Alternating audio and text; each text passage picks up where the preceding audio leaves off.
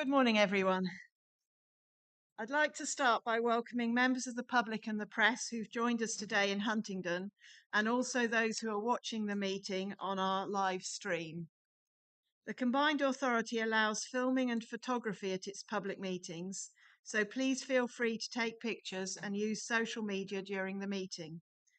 Can I ask, though, that everyone present turns their mobile phones to silent or vibrate whilst the meeting is taking place? There are no fire drills scheduled for today, so if the alarm sounds, I'll adjourn the meeting and we'll all move to the muster point, which is in the High Street. I would remind members and officers that the meeting will be recorded. I'll also just let members know if you want to speak, when you're called to speak, you press the no button to make your microphones work. So we'll start with apologies for absence. Would the governance manager let us know, please? Thank you, Chair. We have received apologies from Councillor Griffin, substituted by Councillor Holloway. Thank you. Maureen Davis also sends her apologies. She would have been here, but she'd contacted Pathfinder House to see if she could park there because she has difficulty walking and was flatly refused. Told she had to go to Princess Street. It's too far for her to walk. She contacted me late last night to ask if I could give her a lift. Unfortunately, I'm in a sports car today. She can't get in a sports car. Hence, she hasn't had a chance even to get a substitute. She is in the process of getting a blue badge, I should add. But I think it's disgusting that, having explained that, they refused a parking. Councillor Hay, and in her absence, Councillor Davis, I apologise for that. And after this meeting, I will talk to officers to make sure that that doesn't happen again. I'm sorry to hear that. The alternative is she'll have to resign from this committee. I would consider it very regrettable if someone wasn't able to attend the meeting due to a disability. I think we have to resolve that, and I will talk with officers after the meeting to get that resolved. And any other apologies? Declarations of interest. Does any member wish to declare a disclosable pecuniary interest or non-statutory disclosable interest in any of the items being considered today? As always, declarations of interest can be made at any point during the meeting. Have we got any public questions? No public questions received. Minutes from the previous meeting. Item 4 is the minutes and action log. Is the committee happy to approve the minutes from the 27th of November 2023 and the 9th of January 2024 as an accurate record, and to note the action log? I see no objections, so we'll take the minutes as approved and the action log as noted. Appointment of skills rapporteur. Item 5 is the appointment of a skills rapporteur to replace Councillor Griffiths, and Anne Gardner, the governance manager, and the statutory scrutiny officer will introduce the report. Anne. Thank you, Chair. The committee is asked to consider nominating another member to cover the Skills and Employment Committee following Councillor Rippeth standing down from the committee. We do have one other skills rapporteur at the moment, which is Councillor Griffin, so this would be alongside him. So are there any members who are willing to nominate themselves for the role? In which case we'll have to revisit that at our next meeting. I would say our next meeting is going to be looking at skills, so it would be helpful if we could have someone in place. So if somebody thinks that they'd like to do it after the meeting, they could assist Councillor Griffin until the next meeting, at which we could decide whether or not to appoint them.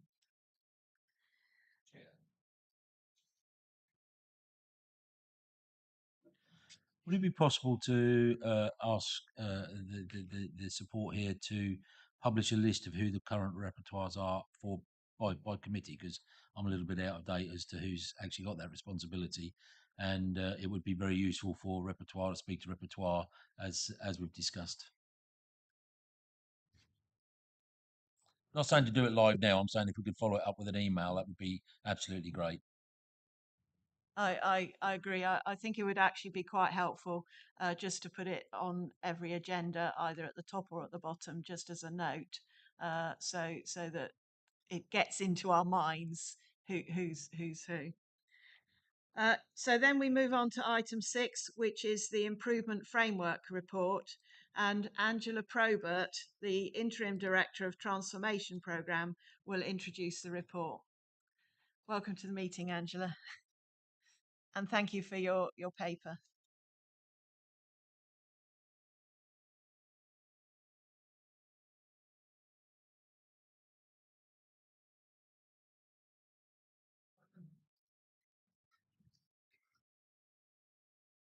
Thank you, Chair. So the report in front of you is the regular report that you receive at this committee. And this specific report notes the progress made over November and December against the improvement activity that was agreed by the board back in May 2023. The report also sets out for you the outcome of the recent internal audit review of project planning and delivery. It asks you to note the proposal to look at the current improvement programme and moving that to further activity to be embedded through the combined authority. And it also asks you to note the intention to review the role and remit of the improvement board, which is currently in place. Chair, what isn't involved in this report and indeed this meeting is the proposed deep dive of governance, which I understand is now going to be tabled and considered at the March meeting. Attached to the report are a number of appendices, including as Appendix 1, the detailed highlight report that Chair, again, hopefully committee members will now be used to in terms of the detail of the improvement programme. Overall, the improvement programme is rated at green, and that should read as at November and December 2023.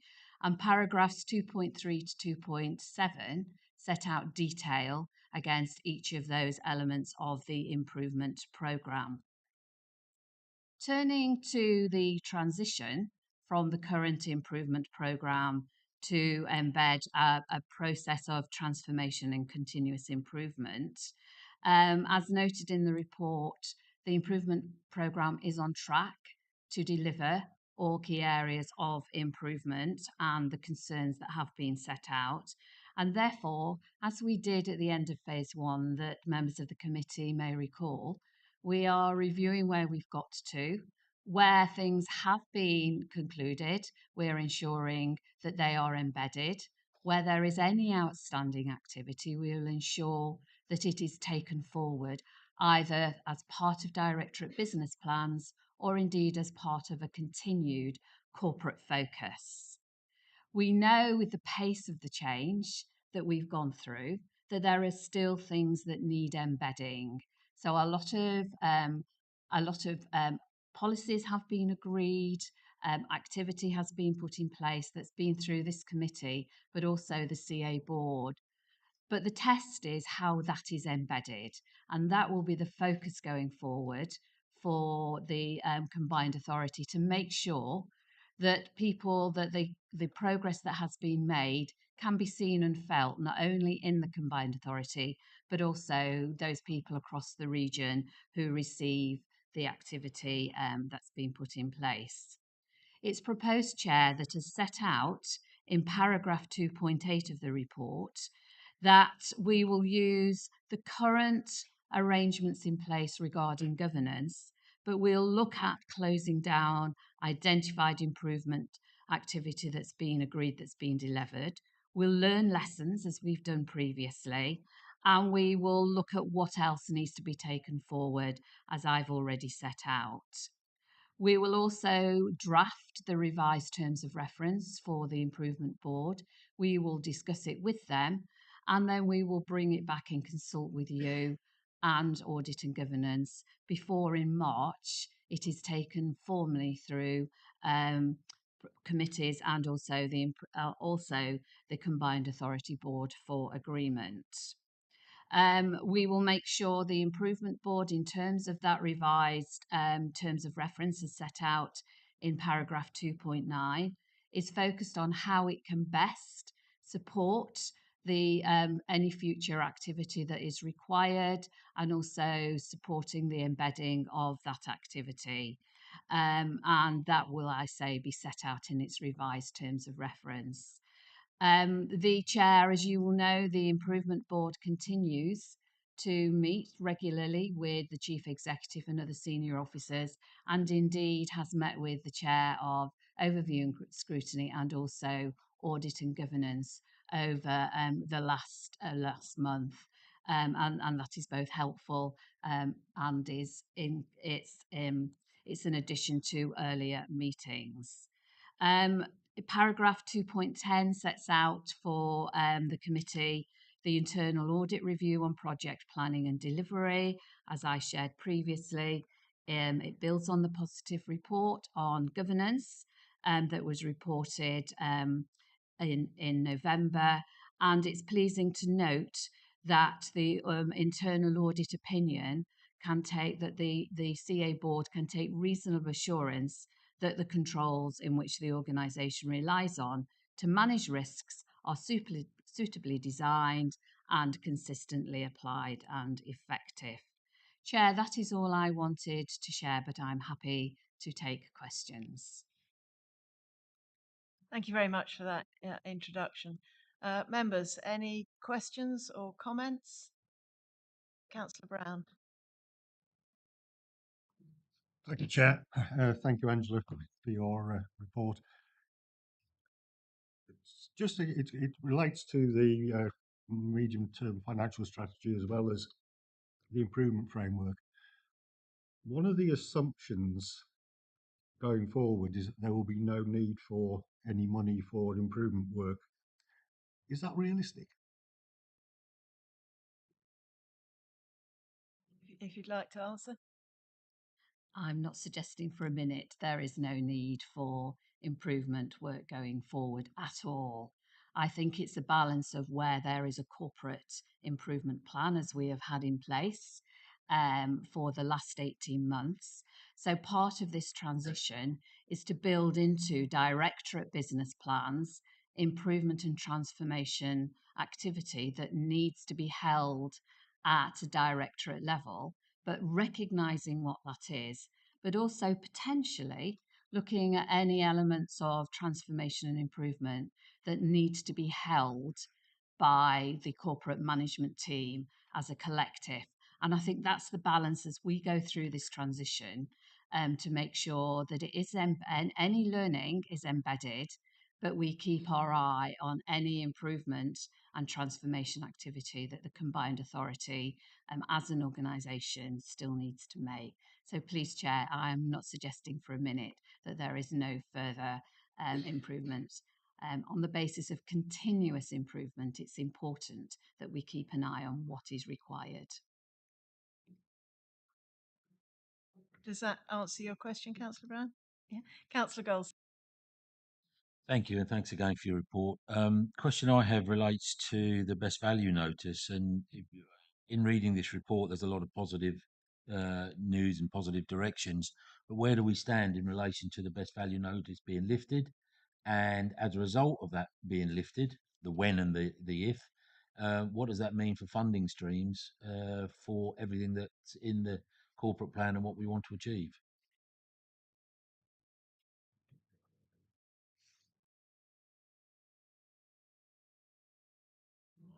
That's fine. Thank you. Thank you. Thank you. There's sort of 2 or 3 key elements in that question. First of all, with regards to, you're right, the best value notice has now expired. When there is formal and clear messages that we are able to share, the chief executive will obviously, both with yourselves and the CA board, share where we are with that. But as I sit here today, I have nothing that I can update you on formally with regards to that matter.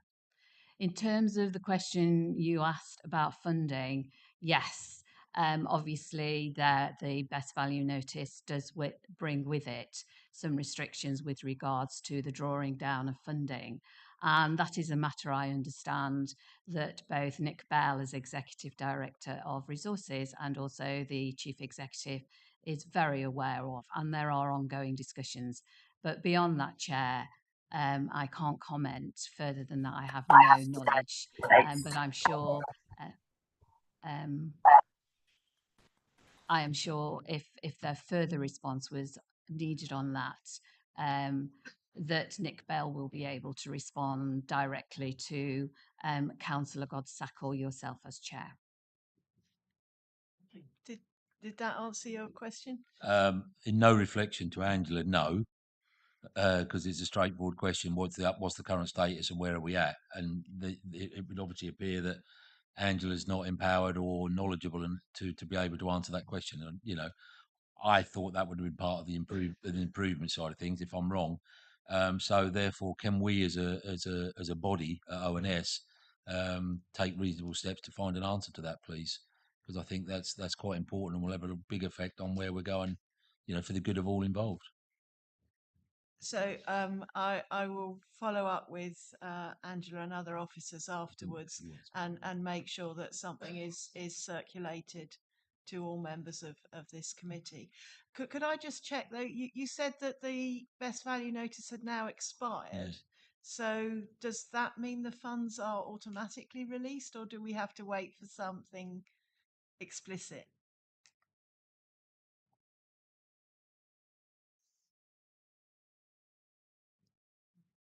Councillor Goldsack, I think you need to turn your microphone.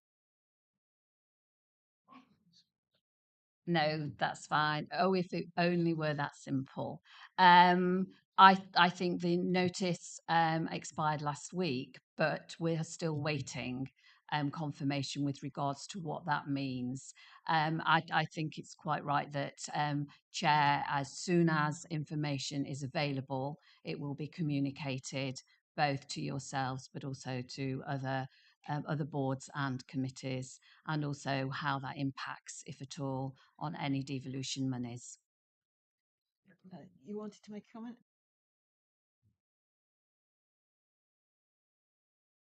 Excellent. I just wanted to provide a partial answer. As Angela says, there's nothing really we can say about the future of the best value notice because it's in the hands of ministers at DLUC. I just wanted to clarify around the funding element. The best value notice that recently expired led to the withholding of a relatively small amount of combined authority funding. The core funding of the combined authority, the gain share, has not been affected by the historic best value notice, and there's no suggestion that we're unsustainable over the medium term, as we'll come to the medium term financial plan later on the agenda. We are still in discussion about what any potential best value notice, if there is another one, would impact in terms of future funding and future devolution deals. But as it stands today, the Section 25 statement from our CFO as part of the MTFP is correct, and we are sustainable. Just to make sure that's in the public documents. Thank you, Councillor Goldsack. Yeah, thank you. Congratulations. That was the most three-letter acronyms in an answer I've ever heard. That was brilliant. If I can try and interpret my understanding of that, you said it was a small amount. That's nicely vague. Do you know what the amount was, either as a value or a percentage of the overall amount? It's just, we're live, the people of Cambridgeshire here, and I think this is probably one of the biggest questions we've got at this moment in time. And look, I'm not frustrated at any of the officers in this room at all. It's just the situation and the impact situation. We are going to discuss later today budgets and rises and increases, right? So the people of Cambridgeshire deserve to know that we're not getting money X for Y, and it's related to A and B. Do you see what I'm? I didn't mean to use quite so many letters as you there, sorry. I can certainly talk to which funds have been withheld. And sorry, I should use the word DLUC used, which is paused. So we are expecting that funding to be unpaused. The MTFP presupposes they will be, but we've set aside a reserve within it that will cover it if they're not. Now, in terms of the amounts, the funds in question are the mayoral capacity funding, which has now been paused for 2 years, which is £1 million per year. So it's £2 million total. The local enterprise partnership core funding, which was £325,000, and it's just those two. So the total amount's a little under £2.5 million that's been withheld since the start of the best value notice. As said in previous discussions with DLUC, it's referred to as a pause, and we are assuming the funding will flow once we are supported by DLUC in moving forward in our governance arrangements.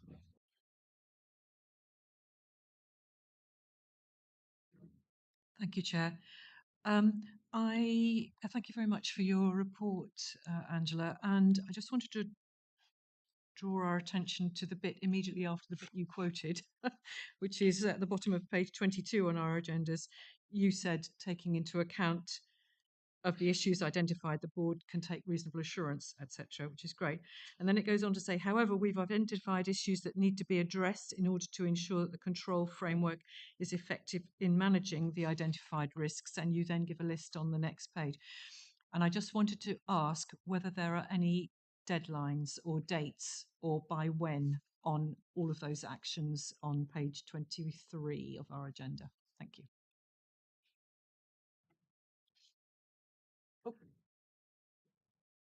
Yes, thank you, Chair. Yes, there's 4 management actions, 3 low and 1 medium. All of those have got dates. We shared them with audit and governance or last Friday.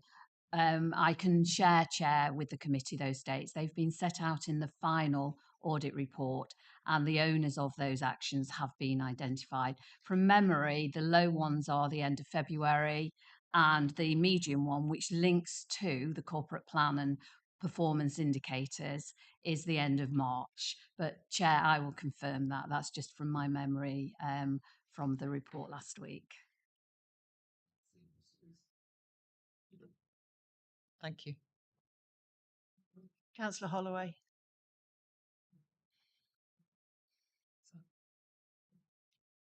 Is that working? Okay. Thank you, Angela. On page 28, it states that training's been rolled out to combined authority staff on how to work better with local authorities. And I just wondered if you could give any more detail on how the combined authority would like to be working with local authorities, what it's not necessarily doing at the moment, and how that improvement can take place.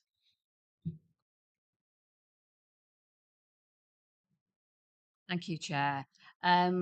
So partnership working is one of the key areas of focus for improvement with regards to working alongside colleagues within the combined authority as an organisation, but also across the region. So that is at all levels. That is with leaders, elected members. It's also with the constituent council chief executive. So a lot more time, energy is spent now both with the current chief exec and the constituent council chief execs meeting and having discussions. But it's also gone down below that in terms of layers. There are now various different groups, such as the finance officers group. I don't know if Rob's involved in that, but also the governance group. So a lot of different groups have been set up that weren't previously there to aid that working together across the combined authority, both for learning but also sharing. And then there have been more informal groups, such as you've heard previously, the single insurance framework.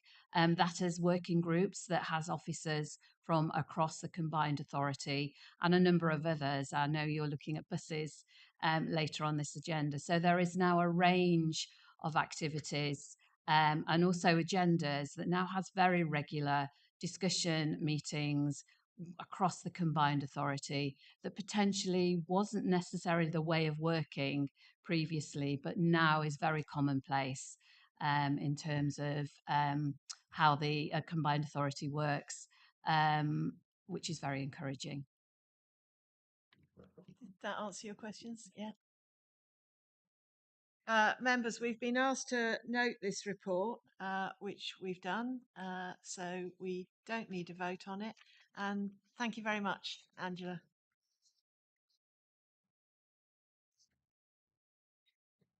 So now we move to item 7, which is bus reform.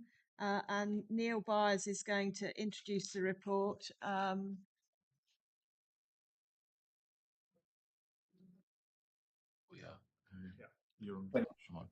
Sorry, Chair, I hope I'm not probably a silly question, but it seems to say in my agenda a simple majority of all members present and voting. Seems to say a simple majority, but you said to note not vote. Is that, I presume you're right, but this item, improvement framework. Yeah,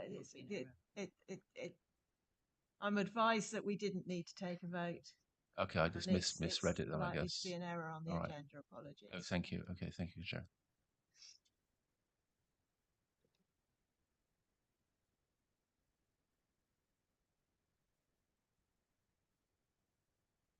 So bus reform, and we've got Steve Cox in the room, and are we having Neil Byers?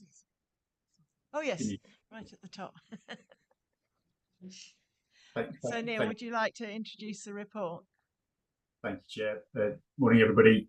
So this paper is a paper that was considered by Transport and Infrastructure Committee this month and sets out an update on the bus reform work, which looks at decisions about whether to move to an enhanced partnership or a franchise arrangement for bus services in Cambridgeshire and Peterborough. The report sets out some of the vision, the challenges, and the work that's been undertaken to assess the options of enhanced partnership and franchising, and highlights some of the findings from the business case work that's been undertaken. The report sets out that as we look at the different investment scenarios, so a current level, a medium level, and a high level, that the medium level investment is the preferred way forward to get best value for money. And then under that scenario, the franchising would be the preferred governance model to take forward. The paper provides an update in terms of the progress on the work, and that we're currently moving through an audit of the business case, which is part of the statutory process that we need to follow when looking at bus reform, and the next steps to bring forward that updated business case and the report of the auditor to the Combined Authority Board for consideration. If the board decide, the next step within that process would be moved to a public consultation on the preferred way forward, that being presented within the business case as the medium investment scenario as to be a franchise. The paper then moves on to just set out some of the next steps of the process through consultation, and then further decisions for boards to make and recommend around moving towards the preferred governance model, subject to consultation and the further work that's required around bus reform. Happy to take any questions on the paper. Thank you. Thank you for that introduction. So are there any questions or comments on the bus reform report? Councillor Fox. Thank you, Chair. We met last week in Peterborough, and you've done a very good talk on bus reform. I've just looked through this and only mentioned rural services twice. And as you know, the rural areas, especially around Peterborough, but I suppose it's the same everywhere, is lacking drastically with transport, getting people into the main bus links. And you talk about buses, but as I said before, is it also including minibuses? Because the cost of a bus in some of the rural areas is not necessary when you could run a minibus quite happily.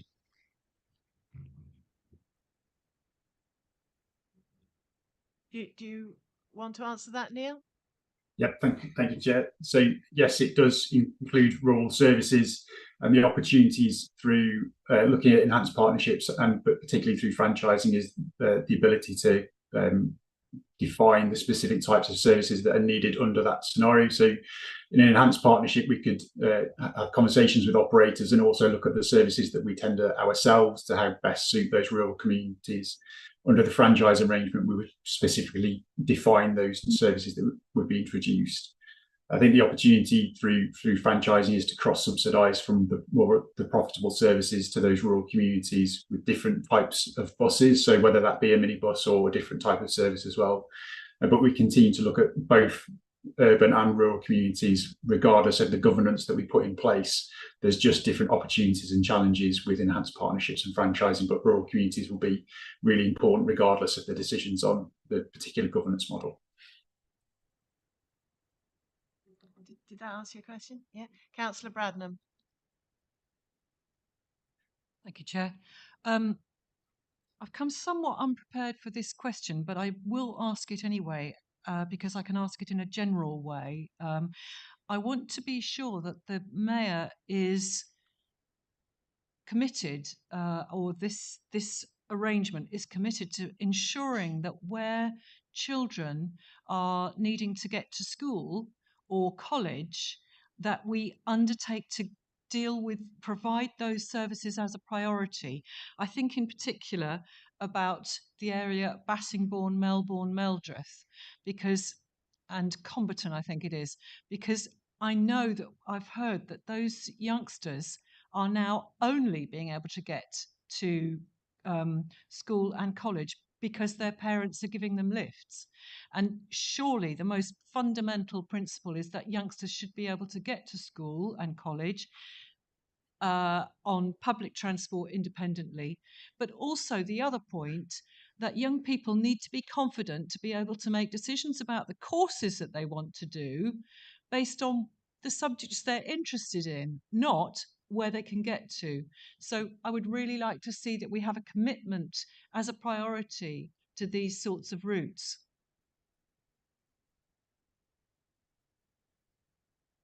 Steve.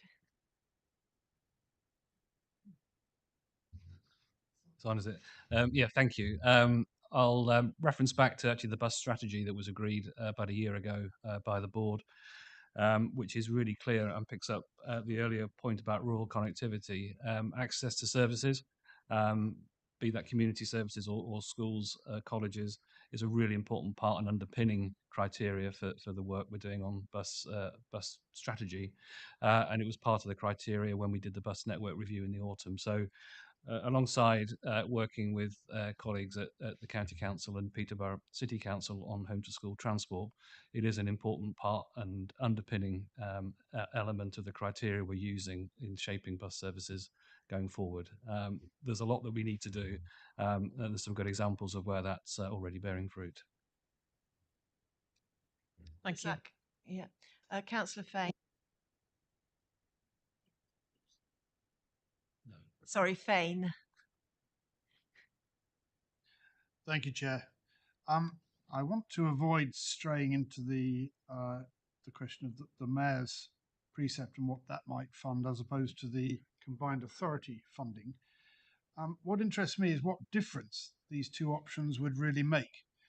In fact, Councillor Hay earlier on in the pre-meeting, referred to the report today of a route that is critical in my area, in the Shelford ward, which is the 7A, £124 per passenger.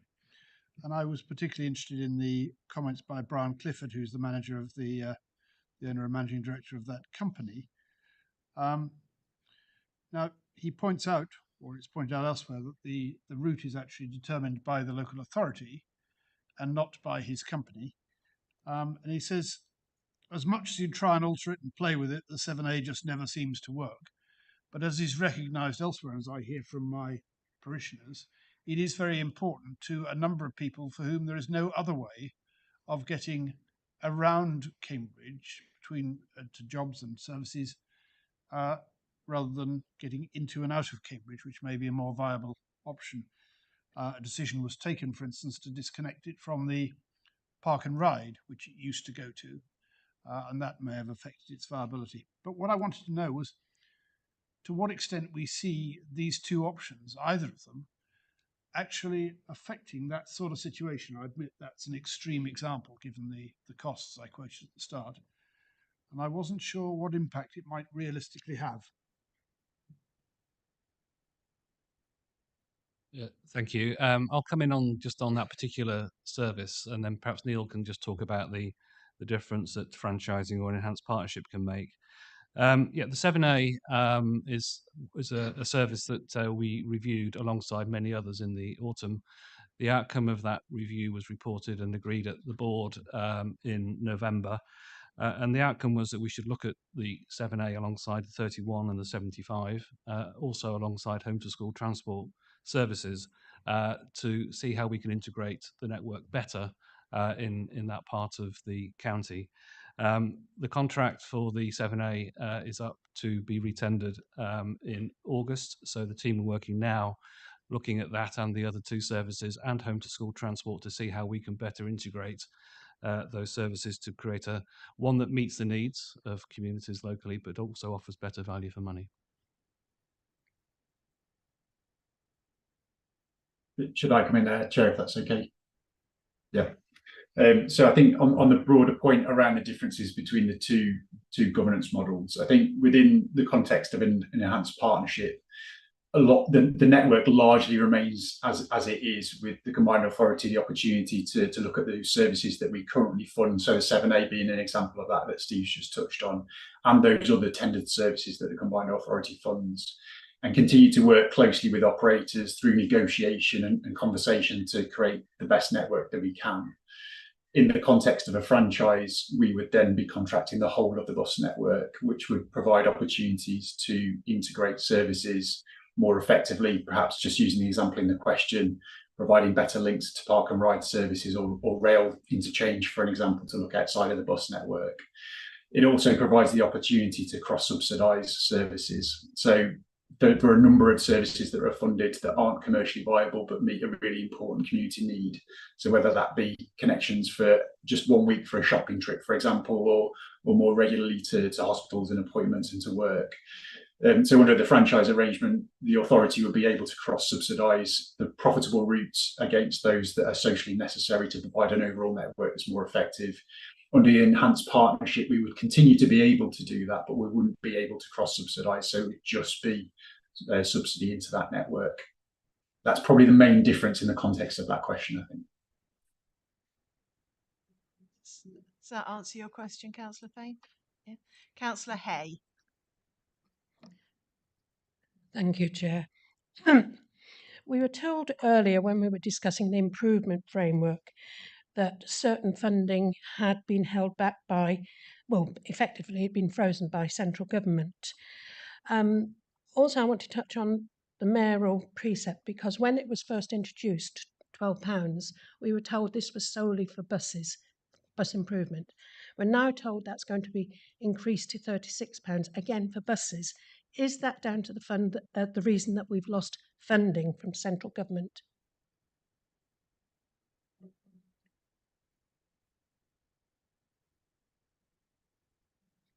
I'll perhaps pass across to Rob Emery to answer that in terms of what those two budget areas are for. I know that we've got the item on the Mayor's budget coming up, so I just wonder whether that's perhaps a question we can pick up later. Do you want to answer the specific about whether we lost money for buses? Yeah. And then I think the question is more one for the next item. The short answer is no, the funding was not associated with buses. The local enterprise partnership funding is ring-fenced for local enterprise partnerships. The mayoral capacity funding has more flexibility to be used on a broader range of pretty much anything the combined authority wanted to spend it on. But as I hope potentially didn't make clear earlier, the combined authority has budgeted as if we get that money. So there's no cuts in there, there's no reductions in service due to that funding being paused. We are still anticipating receiving it.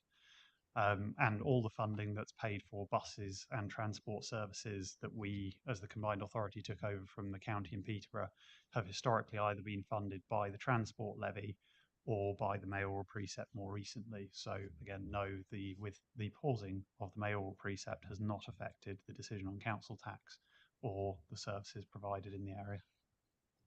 So we'll come back to that question, I'm sure, under the mayoral precept. Councillor Hassel. Thank you, Chair. It was just going back to some of the points that have been made earlier around really efficiency, and I think what I'm hearing is that there's going to be a choice about whether we move forward with franchising, but I think franchising will give us some optionality in order to, if you like, cross-subsidise across services. But my understanding is that franchising is unlikely to come into place till about 2026. I'm not 100% on that, but that's my understanding. So my question is, what can we do, or what are we doing in order to improve the efficiency of our bus network right now? There are instances, I think, as highlighted earlier, where there are some very expensive,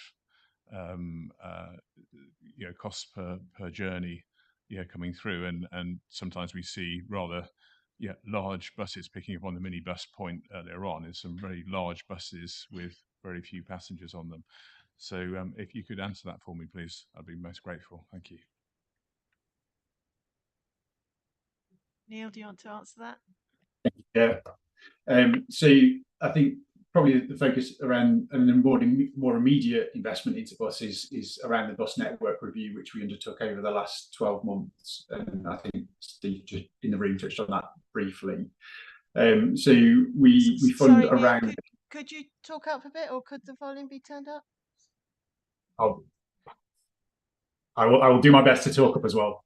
So the review that we've undertaken over the last 12 months looked at all of the tendered services that we currently fund and established their effectiveness in terms of their cost per passenger journey, and also looked at whether they're providing a social benefit to communities and connecting communities with services that perhaps aren't commercially provided.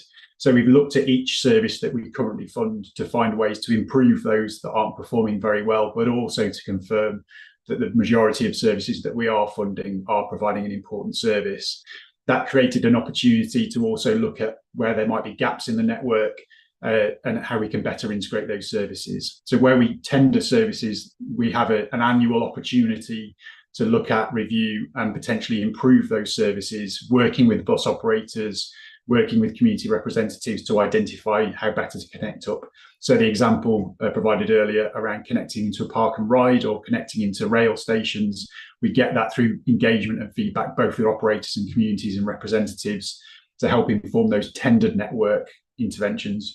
We can also engage with bus operators who provide the commercial service, so largely Stagecoach. But what we can do in that situation is influence and provide information. We can't make them make different decisions in terms of where they want to provide commercial services. But I guess the key point is that we'll be doing an annual review of those tendered services to make sure we're getting good value for money and identifying opportunities to improve, which is what we've just completed over the last 12 months. Does that answer your question? Yes, thank you. Councillor Smart. So just in case any residents are listening, bus reform is a technical term. I think in plain English, it basically means better buses and probably much better buses.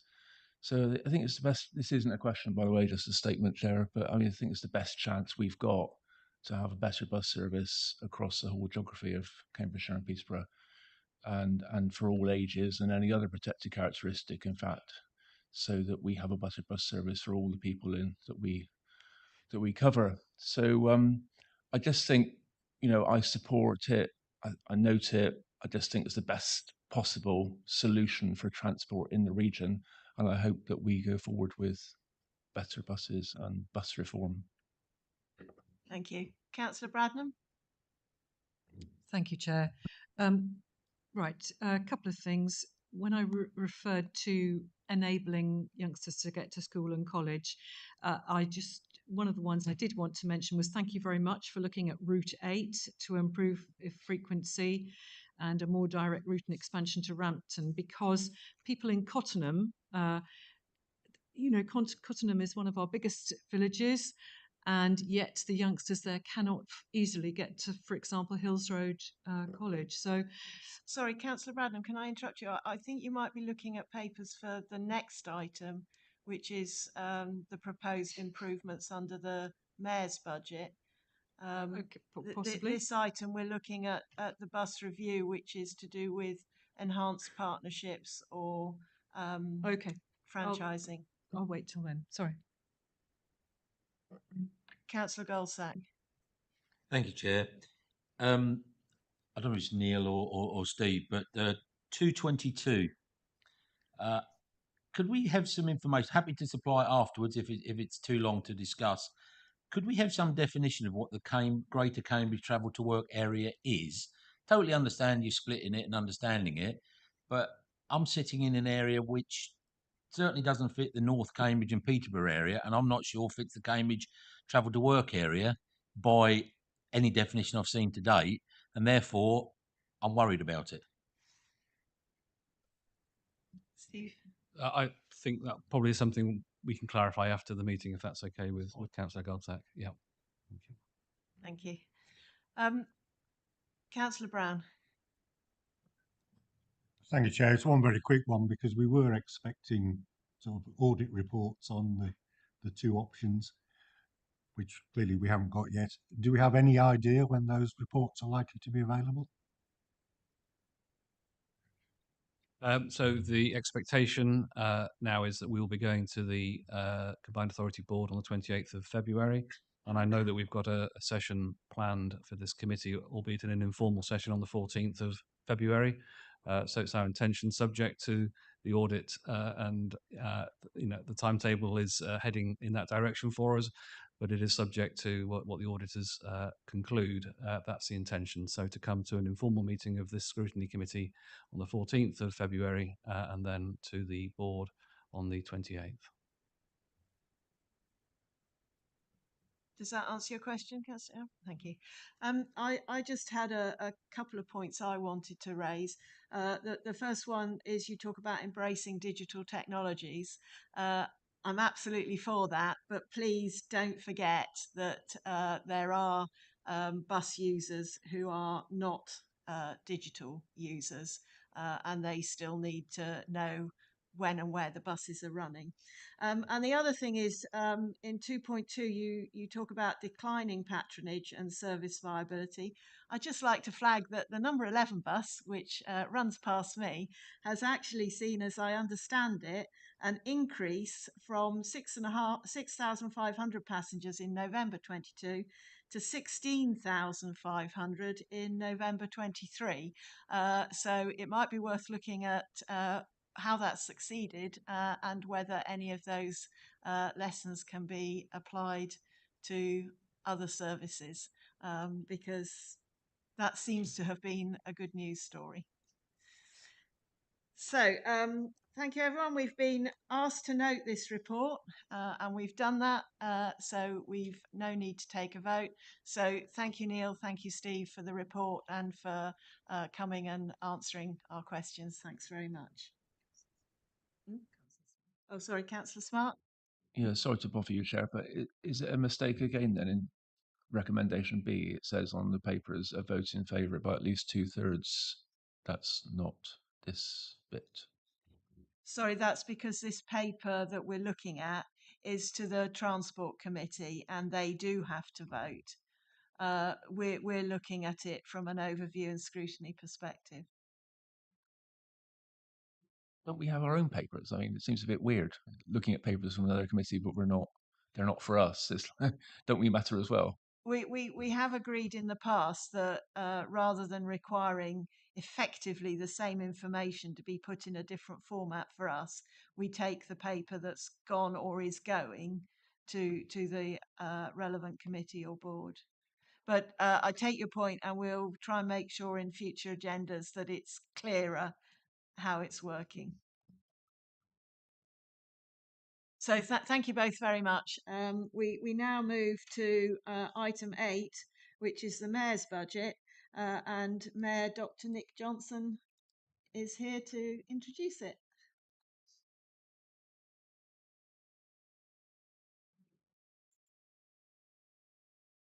This again is a paper that is going to the board. So it's written for the board, but it's for us to scrutinise.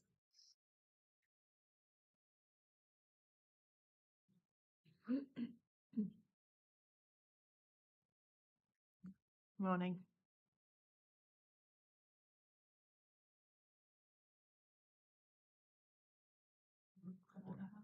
That's on.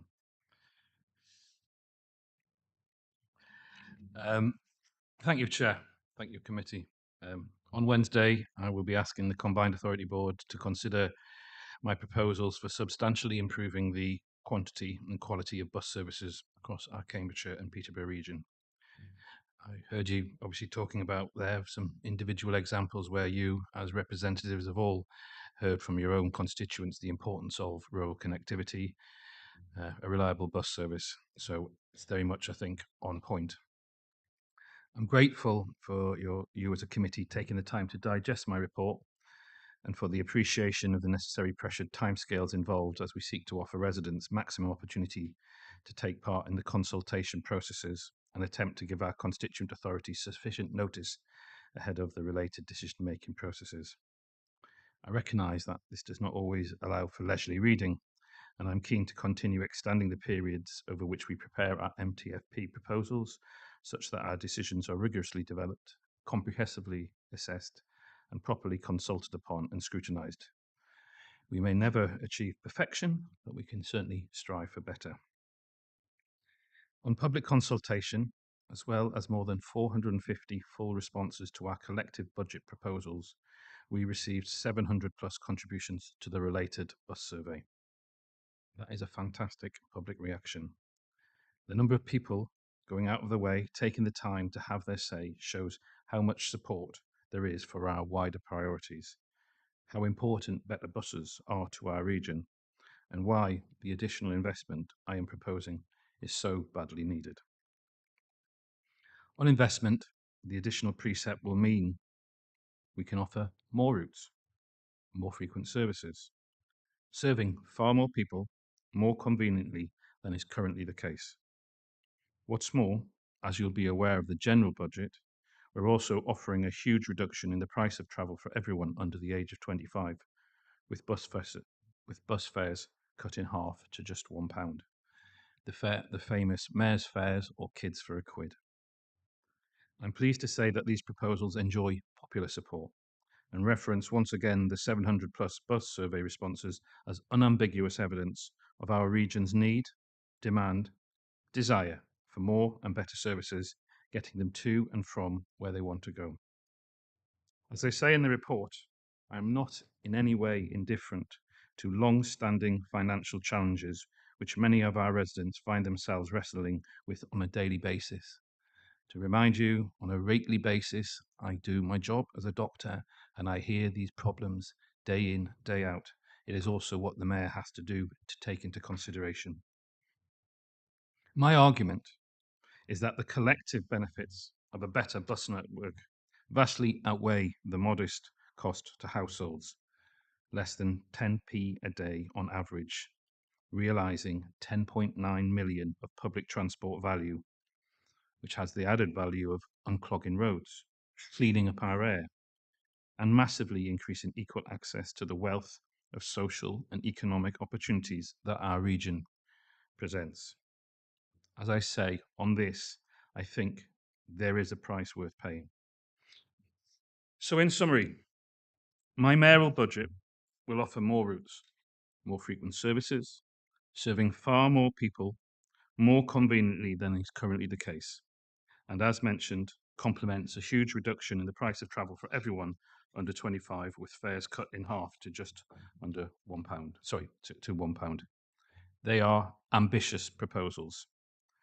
And I'm proud of the progress they represent and look forward to seeking the support of all members at Wednesday's board meeting.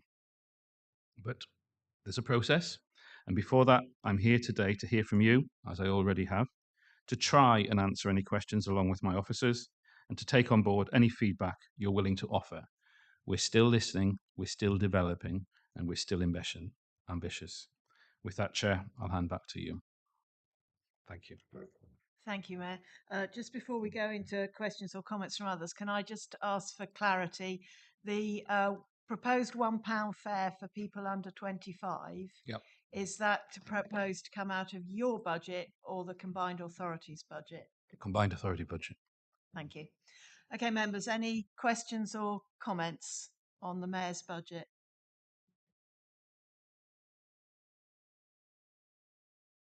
Councillor Brown.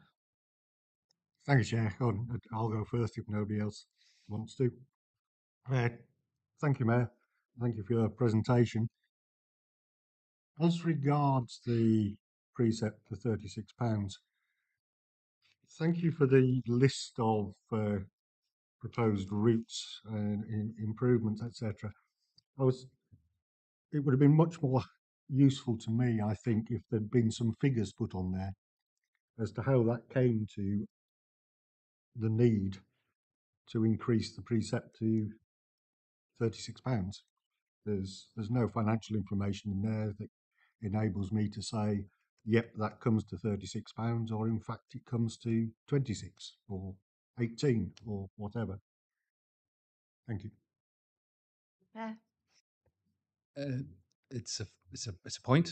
I mean, when we were looking at this, or when I was asking the officers to consider, how can I go back to this? I wasn't around last year to be here when the mayoral precept was introduced for the first time.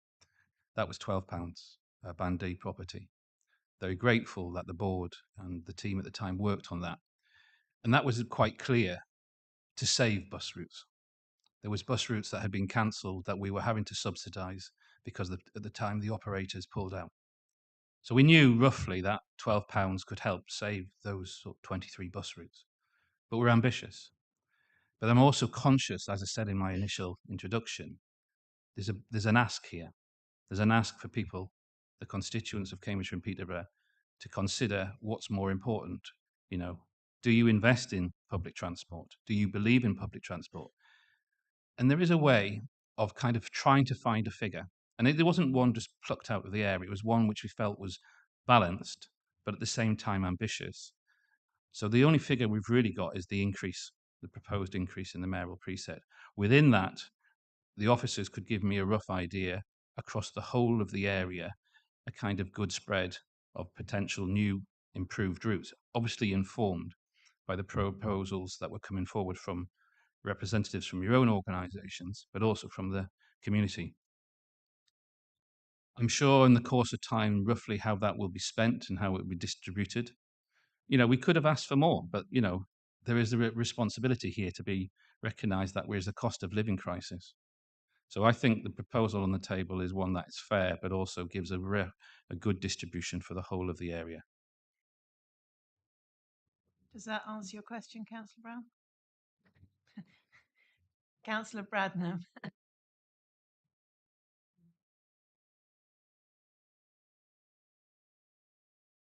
Okay. It's along the same lines, Mayor, and thank you very much for your report. I too felt it was a little bit short on the explanation of why the Mayor's precept is tripling. And I say that because you will be aware that at county councils, we can't increase by more than 5% without a referendum. And so although the Mayor's precept is just part of the overall bill, tripling it is going to be quite a big ask for all of our council taxpayers. So I'm just, I too would have liked a little bit more information on how that number was calculated and where the money was going to be used. Thank you. I don't have much more to add from a previous question. I think it's quite similar. I mean, it's a case, it's a balance. I think effectively it was a comment supporting the comment. Councillor Hassel. Yeah, thank you, Chair, and thank you, Mayor. Just following up on the previous question, really, I'd just like to understand what success looks like in terms of the metrics that you are going to put in place. Is success that we successfully deliver the extra routes, or are there other metrics that we might look at in terms of number of passengers, cost per journey, those sort of things, so that and is there a if for example it isn't working as planned, we're not delivering the economic benefit or the social benefit, is there a plan B to allow us to do something different, if you like? I think as metrics go, is obviously some of it is about patronage, and being able to run more bus routes, which are more financially sustainable. That inverts that phrase that people use, washes their face. But actually, kind of in your actual question, you gave me some of my answer. It's all about kind of social connectivity as much as financial viability. So in the long term, I think there's an acknowledgement, even if people won't say it out loud, public transport and particularly the bus network is broken.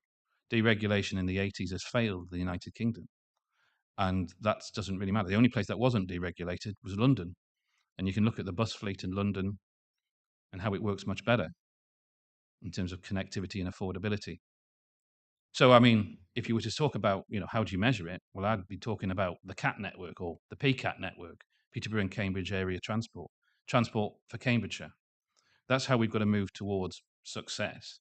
And we do it. We take control of it. We have to kind of make it stack up, and through the process of audit and then taking it to the board and convince all the board that moving towards, through either enhanced partnership or franchising. But ultimately, it's about the people of Cambridge and Peterborough looking towards the combined authority as responsible. Because at the moment, you get emails, I get emails saying, my bus is not coming for the school. You mentioned incompetent.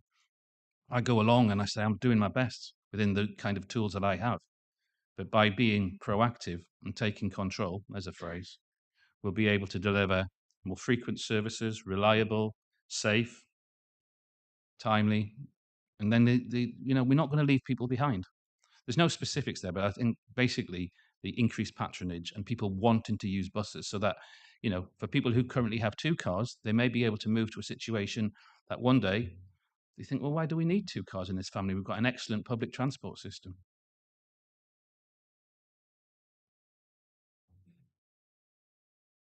Sorry.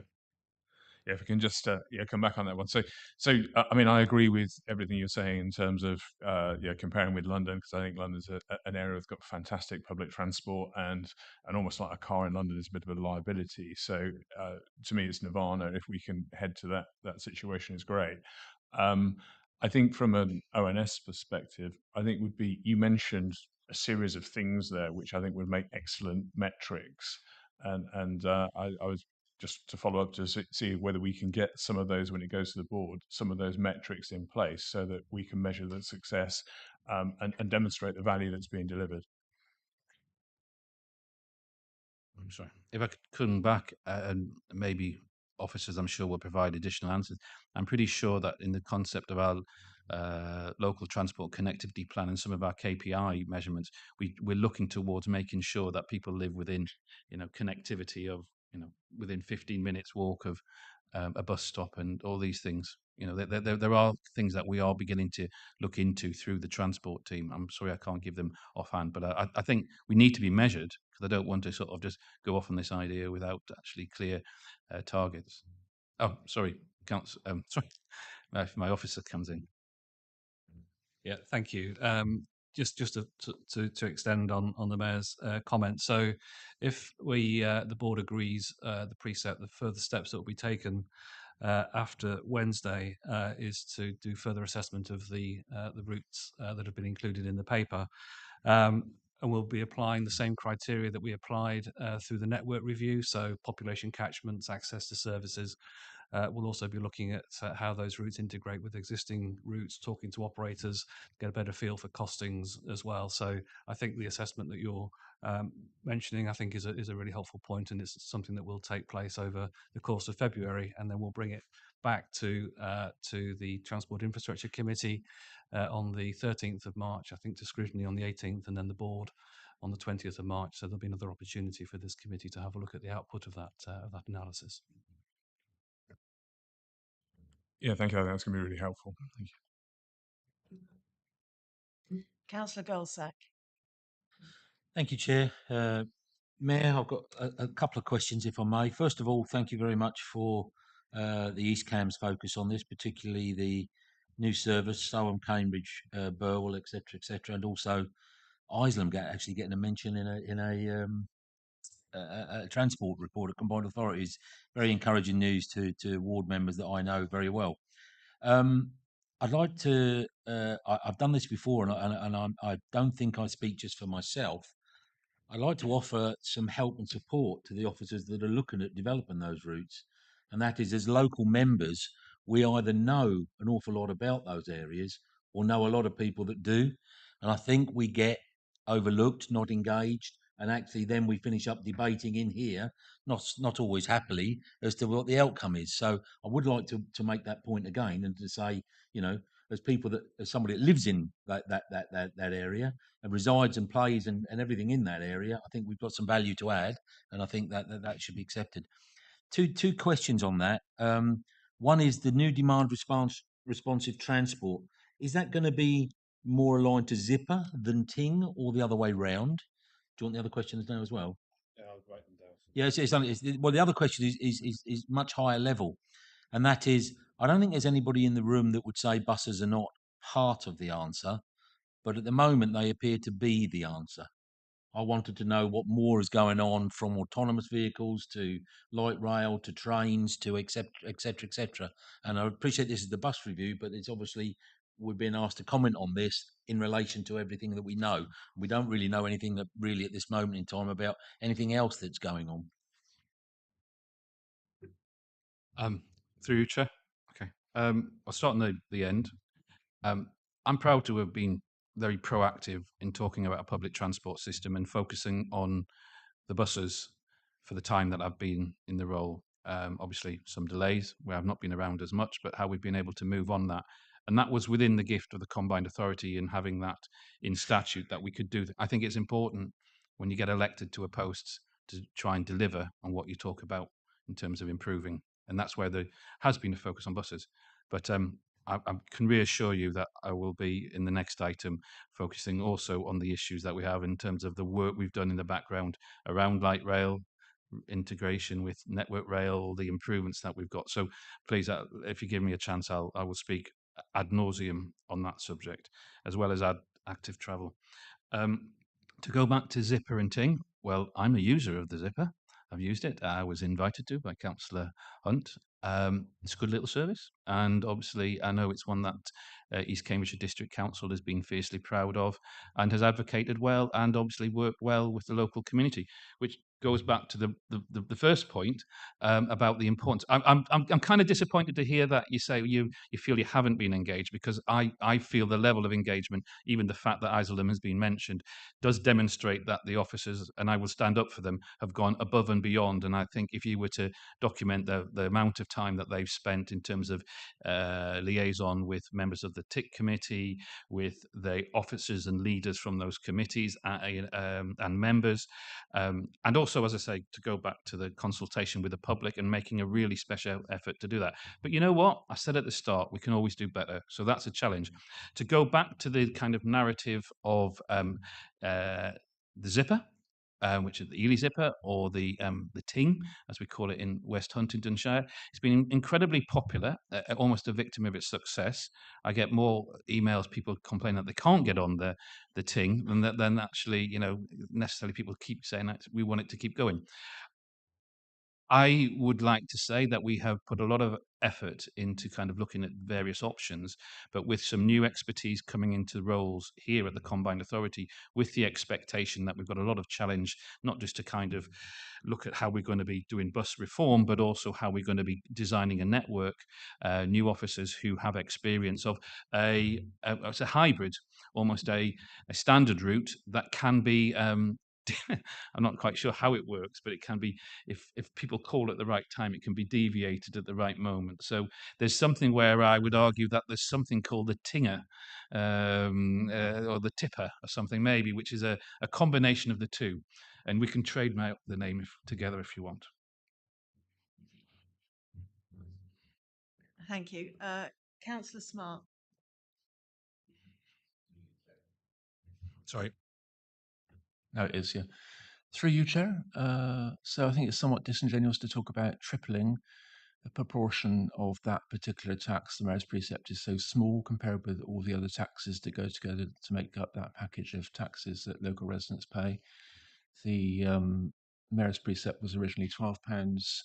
It's going up to £36, which it's true to say it is tripling.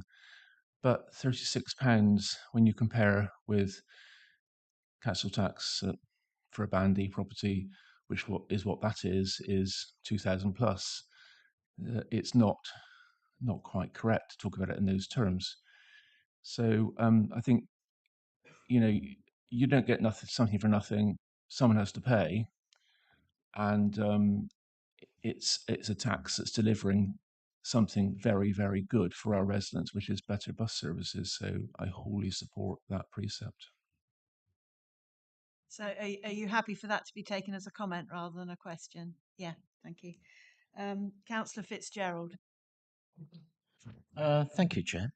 I could have spoken many times. Apologies for being slightly late, by the way. Traffic was somewhat crazy on the A1 today. So yeah, I've been waiting a little while because there's plenty of opportunities to speak previously. But Mayor, I'd just like to ask. We got a total of £11 million in public tax bus subsidy from a zero precept. Do you think you failed to get the government funding required, which is now you're looking to local taxpayers to make up the shortfall for your shortcomings? So that's on a personal shortcoming.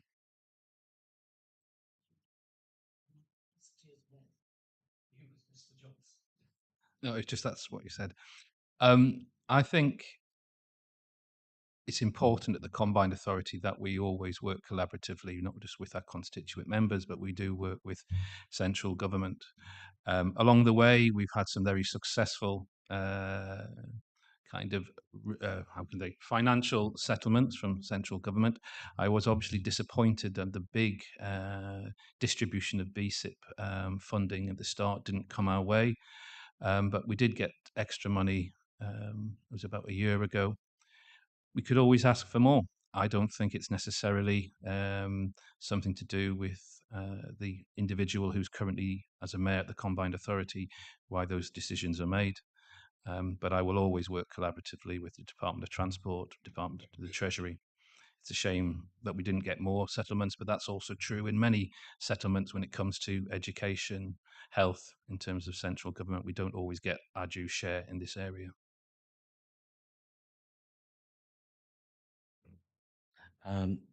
Thank you, Mayor. It's a little naive of you to say that. You're the head of the ship. You're the captain. You are steering the combined authority. I know from the bus minister myself, the combined authority did not get bus service improvement funding because of a lack of ambition by this combined authority. And given the troubles and tribulations, I'm just asking, would you not accept that actually we could have done much better? So what we're looking at here today, Councillor Fitzgerald, is It's that about funding, Chair. This is about funding. yeah, I hear that, but what we're looking at today is the mayor's proposed precept and what he proposes to do with that money, and whether we think that's value for money. And I think we should keep our questions to that rather than things which have happened in the past. It's about where we are today and justifying a tax on Cambridgeshire and Peterborough taxpayers. So, as I say, I think we should be scrutinising whether we think the proposed precept is delivering value for money in terms of what it's proposed to be spent on. I think things that have happened in the past have happened. We have to decide now whether the precept in front of us with all due respect, value it's the for money. present. It all relates to whether that is value for money and why we're here. And I'm saying we shouldn't be. But if I may, I'll leave that. What I just wanted to ask then, Mayor, I've noted in the Combined Authority board papers the list of routes, and I'm not sure when Mr. Cox was saying that is still a work in progress. But you've listed all the routes you're going to tackle with the precept. Are you saying there are more? Through your chair. Well, there's always more in terms of that. People always want more. You know, I think that was one of the wonderful things about the consultation, that people came out and said, this is where we feel that there should be services that have been previously lost and recreated. And perfect example is obviously north of Peterborough and the communities of Craster and Wittering who came to us, and we've been able to work with them over the course of time to develop an option to move forward and help them with that bus route for improved connectivity. The fact of the matter is that, and I kind of alluded to it when I introduced it. You know, there's a lot of a tight turnaround around here, and the options that are on the table are the ones that working with officers. And I may ask if, through your chair, them to come in to clarify the point. These were the ones that seem to be the best fit within the kind of envelope of proposals of money that we would raise that would be seen to be um, efficient. They made kind of sense, and they were fairly distributed across the whole of the area, from Peterborough to South Cambridgeshire to Fenland to Cambridge City. But they have to be scrutinised. I mean, that's the whole problem with our current structures. We don't have as much control as I would like. And the idea is that using some of the criteria about, does a bus route make sense, acceptable level of subsidy, as opposed to kind of what it gives in terms of additional benefit by socio-economic connectivity. We could go around, putting specific levels in everywhere, but we have to look at this in the round. So the proposals that are currently on the table, and as I say, Chair, maybe Officer can give a little bit more clarity, are a good start. But there may be an opportunity still for more information to come in where some of these routes don't make sense, and we're not going to be able to do it. But we will always use the criteria that have been decided at many committees from all the representatives from across the combined authority, to use that as a sort of overarching marker for why we will and ultimately deliver better bus services. Did you want to add to that, Steve? Yeah, just to say that the assessment that was carried out after the consultation closed on the 15th of January was an initial assessment of all the routes that came forward and ideas that came forward against the bus strategy and our objectives. And we feel the ones that are will be in front of the board, in front of scrutiny today, are the ones that best fit. But subject to the comments I made earlier about the further assessment that needs to be done. But we're also confident that they can be afforded within the level of precept that's being proposed. Sorry, Chair, that just throws up. I do have a couple of final points I'll make, but just on that point, if you're asking for that amount of money and that amount of money being spent on what is being proposed, are you saying there is headroom in the budget, or would something have to go in order to put something else in? I'm just trying to be clear because it's a finite amount of money. There's a set of proposals. So you've either got headroom in that budget or something else has got to change. Can you just clarify that? Yeah, and until I think we've done the assessment of the timetabling, the routes, the integration with other services, the understanding the catchments and access to services, all of that work needs to take place, and then we'll know what the costings are, and also discussions with operators as well. So once we've been through that process in the next few weeks, we'll have a much better feel for where the budget is likely to fit. Of course, then it's subject to a tendering process, but we're confident at this point that it can be afforded within the budget envelope that the precept would provide. But of course, the detail of that will need to follow the work that we're going to do over the next few weeks. I'm not sure that answered the question at all. So, Councillor Fitzgerald, I've got two other people who You've got want one to ask final point. questions. So, yeah, one. But final that point interjected. Sorry, Chair. So, look, Mayor, you know I've been an advocate of bus services in Peterborough, the electrification of the bus depots, from my time on the board. What I want to know today, and it's not in the paper and it's been mentioned, are the people of Caster, Wittering and Glinton going to get their bus service? Because it's not funded within your list of services, even though you've mentioned it. Thank you, Chair.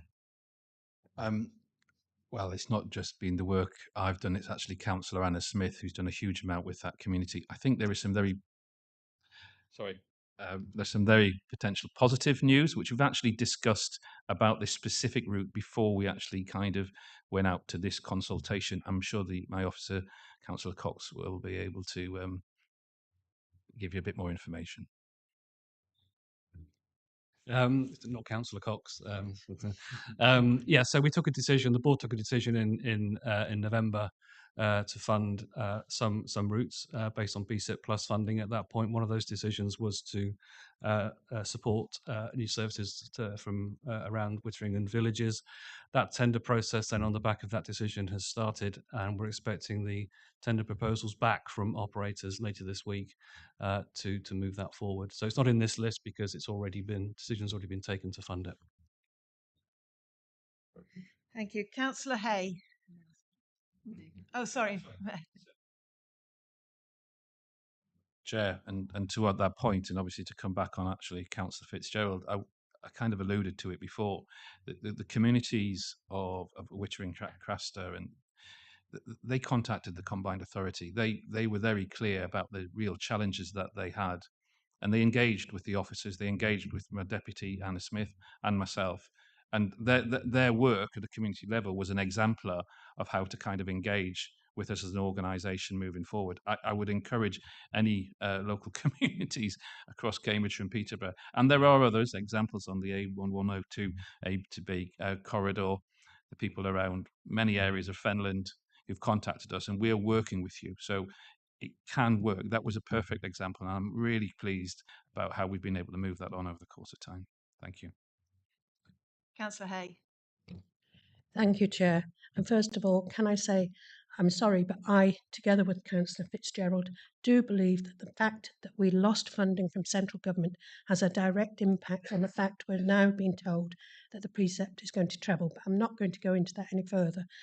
Can I just say, Johnson, I commend your aspirations for giving all young people under the age of 25 bus fares for £1.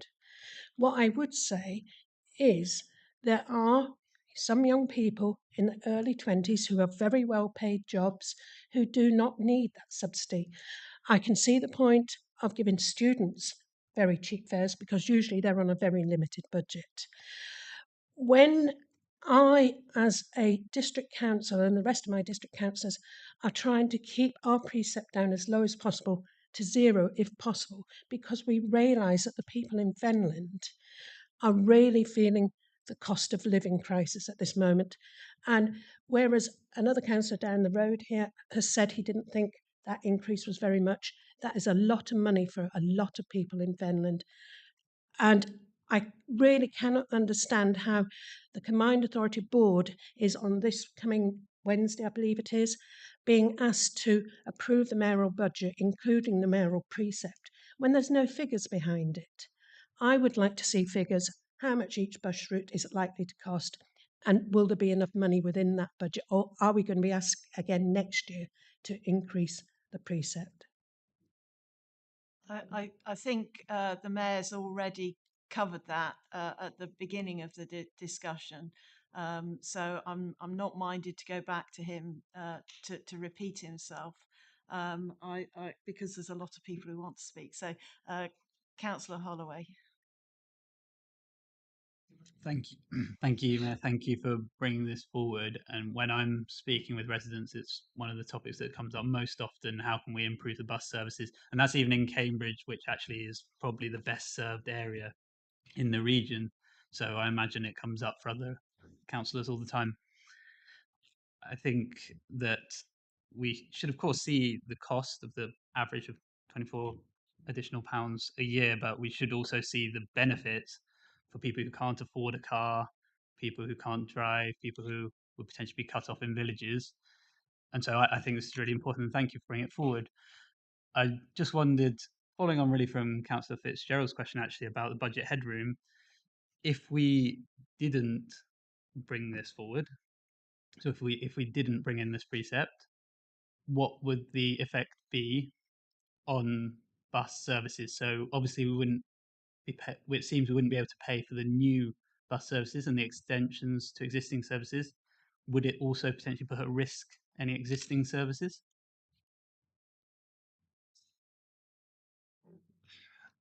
that the argument for the introduction of the mayoral preset was because of services that had been pulled.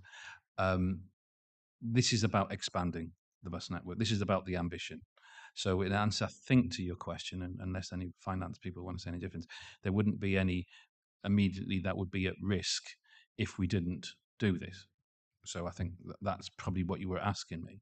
But ultimately, it goes back to the point that, if you're not ambitious and if you don't really start believing in your public transport and the people who are there as your passengers, your consumers, they begin to see a network that just falls away, as it has done since the 80s, if I would argue. I did a lot of read on the BBC website this morning. There was lots of stories. I noticed that we had made it to the national pages in regard to our bus services. But there was also a lot of comments on the county councils to the side of our area, Northampton, Suffolk, Norfolk, and time again, lots of stories about people concerned about the quality of the bus services, people who are going to face losing a bus service that is their lifeline to get them to a job, to get them to their relatives. And I'm not going to let people leave. I'll say this, we're not leaving people behind. This is about looking at all of the bus network, looking at how we can reform it in a way that it delivers for all. Make it affordable, make it reliable, and make it something that ultimately, call it what you will, the CAT network, PCAT, something that we can all be proud of, and ultimately hold the mayor and the combined authority responsible for delivering it. So I'd just like to urge, really, rather than ask a question, urge that you do continue the consultation that you've been doing with local people. I know the A to B 1102 group is very keen to keep involved with the plans. We heard earlier about people getting to sixth form college in particular. I'm very hopeful. I look forward to seeing the details of the orbital route in Cambridge City. I'm very hopeful that's going to help certainly some of the sixth formers from my part of the county who have a horrendous journey in and out each day. I would like to say, although it's not part of your budget, on the £1 for young people, yes, there will be some young people who don't need the subsidy, but actually I think keeping it for everyone under 25 is really important, because I've had feedback from people that it isn't just about students, it's about apprentices, people in the early stages of their career. So I think, yes, you might be giving some wealthy under 25s a cheaper bus, but I think making it that simple is going to help a lot of people. What I've heard from this committee is no particular recommendation on this. Sorry? Oh, sorry. Councillor Holloway.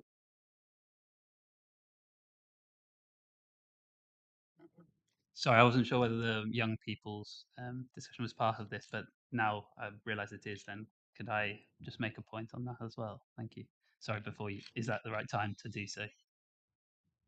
Yeah, so just in response to what Councillor Hay was saying, I mean, obviously we do have an older person's bus pass that gives free travel to older people, and that's a universal system that we have, and I think most people would agree that that is very positive in allowing older people to get around. And so I don't really see why we shouldn't have a universal option for younger people as well.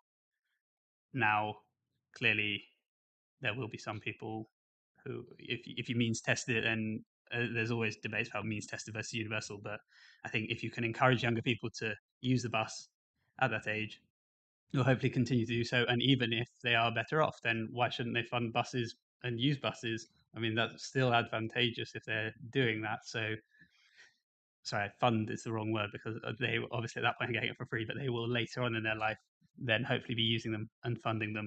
And I think there's no reason that young people should not enjoy the benefits that older people already have. So I was a bit naughty there, because actually the Mayor did confirm at the beginning that the young people's subsidy is in the main combined authority budget, but it had been raised.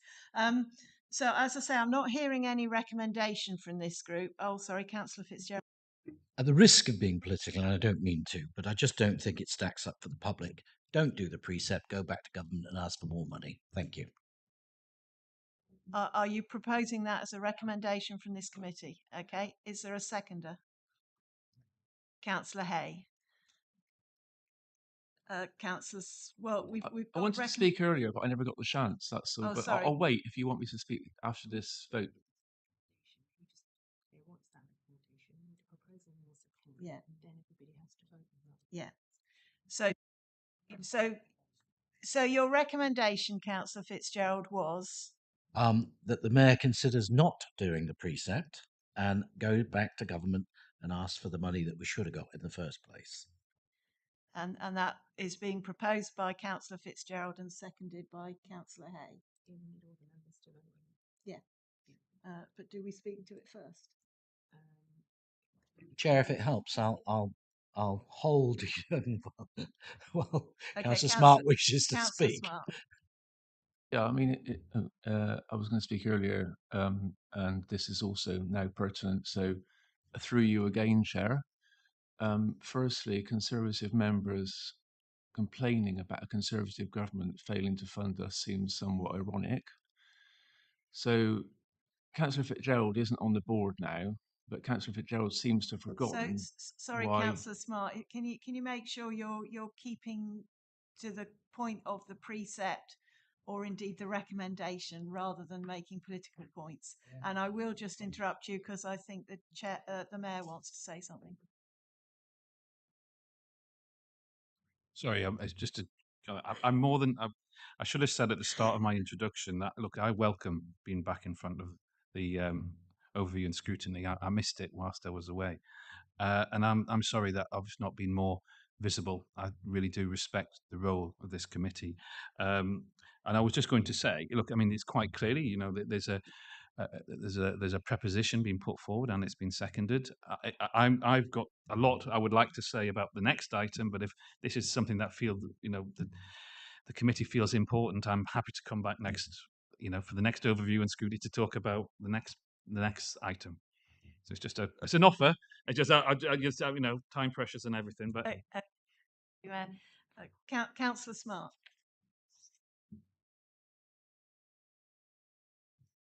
Sorry.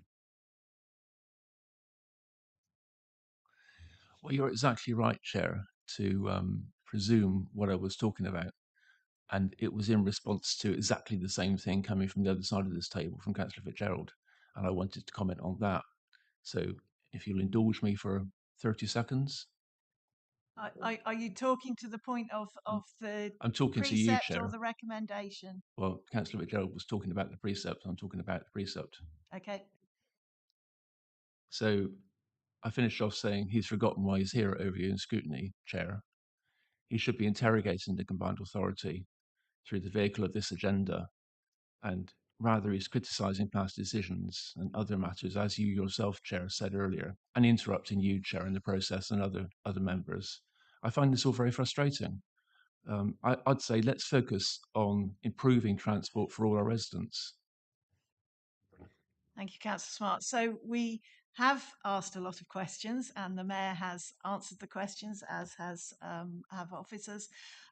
We have a proposal on the table, which is that.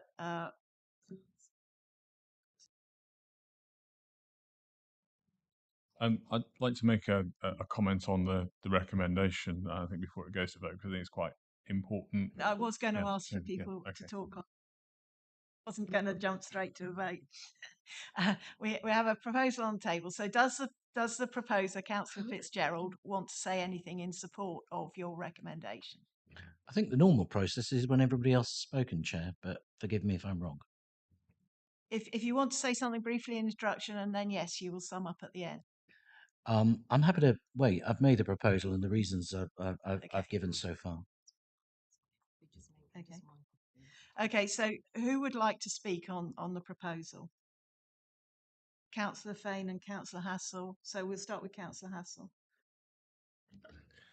Yeah, I guess my concern about the proposal is that firstly, we have a precept which is going to move forward, public transport, and I think from what I'm hearing from Councillor Fitzgerald is that he agrees with the changes that the introducing the new routes across the combined authority.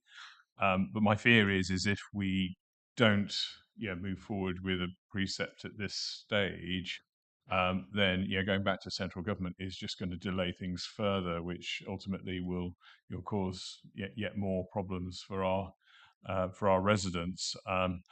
Whether there's an alternative option where two things can be done in parallel. So obviously, if central government is going to come forward with some money, then I don't think anyone's going to say no, and maybe we can return money back to residents. But I sort of sense that that's probably.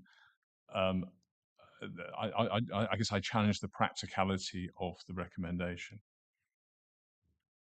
Councillor Fane.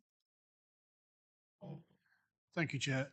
I mean, I think the Mayor explained very clearly what the proposal was intended to achieve, and the question now is whether that might be best achieved as he proposes by his precept, or by securing funding from central government. We have discussed the alternative sources, and I'm satisfied that we would not at the moment have a realistic prospect, or the Mayor would not have a realistic prospect of obtaining additional funding from central government. Whether or not that might have been possible in the past, and I don't want to go into that. I'm not sure to what extent it's a matter for this committee as a scrutiny committee, but I don't think it would be helpful for us as a scrutiny committee to vote somehow against the Mayor's precept, which will be a matter for the board to decide. It's for us to question the mechanism and to make sure that we are being, if you like, a helpful friend to the Mayor. And so I would not support this proposal. Councillor Smart. Well, I think Councillor Fane hit it on the nail there, really. I mean, it's not helpful. We are a critical friend, I'd say, to the Combined Authority Board. And I'm not quite sure where Councillor Fitzgerald is coming from on this. Does he have a plan? Or is it just that he wants to destroy this plan? Because that's how it feels in a very unhelpful way. Councillor Goldsack. Thank you, Chair. I guess we expected it to be an interesting debate, and it is. I asked a question in the previous section as to where we were at on the best value notice and what that would mean for funding. And that was in my thoughts before we came to this debate and where we're at and what we're doing. And we didn't get an answer. There was no answer to come. It's got to come. It's got to come later. We don't know.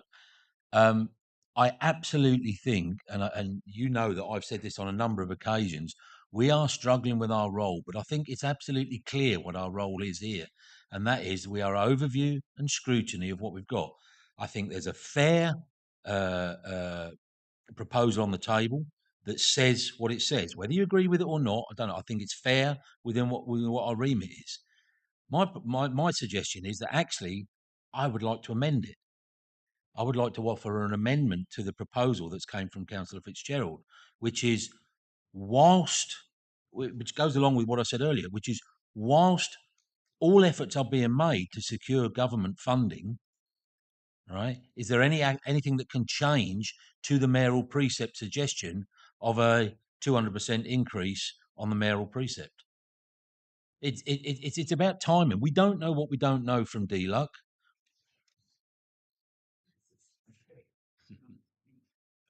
Sorry. Sorry. I was wrong. Sorry, mate. Sorry, carry on, Councillor Goldsack. No, it's a 200% rise, a tripling, which is 200% rise. I could try again if you want, but I think I made myself pretty clear here. It's about timing. We didn't get the answer previously about the position on the lifting of the best notice value and what that could mean for funding. So we are faced with where we're at this moment. So what is your amendment? What's the wording of your amendment? It's difficult off the cuff, isn't it?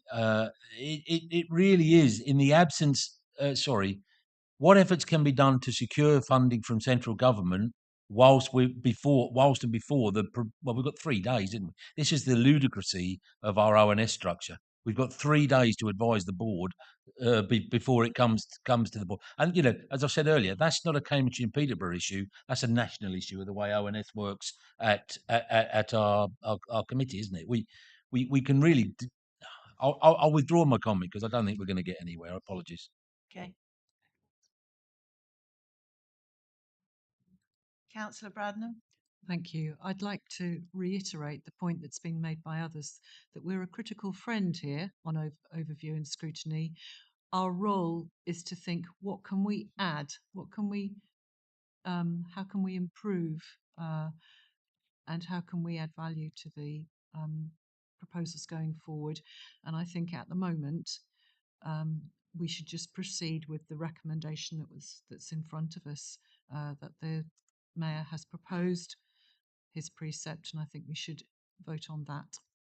Thank you. Councillor Holloway. Both council tax locally and central government funding are ultimately forms of taxation and come from taxpayers. So one of these is a concrete proposal on the table that we've been discussing today, and one of them is not. So let's focus on the one that is a concrete proposal that we can take forward now and help to improve bus services in the region. So I'm going to draw this to a conclusion. Councillor Hay, as the seconder, do you want to say anything? Yes, I would agree. We are here as a critical friend, but we're also here to, if you like, represent all the residents of Cambridgeshire and Peterborough. And I know from what I'm hearing, a lot of residents are very concerned about the level of increase. I'm not saying there shouldn't be any increase, but I'm saying I think it is a good idea, particularly because we don't know where we are with the best value notice, to explore with central government what funding we possibly could get. We've got to remember we've had the Improvement Board. It's come a long way since the Improvement Board was first set up. And the combined authority has come a long way since then. So whereas previously we were turned down for funding, that may well have changed by this point because they can see we're heading in the right direction. Why wouldn't we want to explore that, I would ask?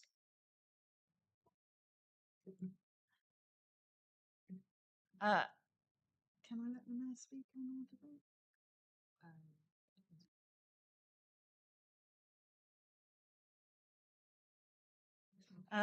Mayor,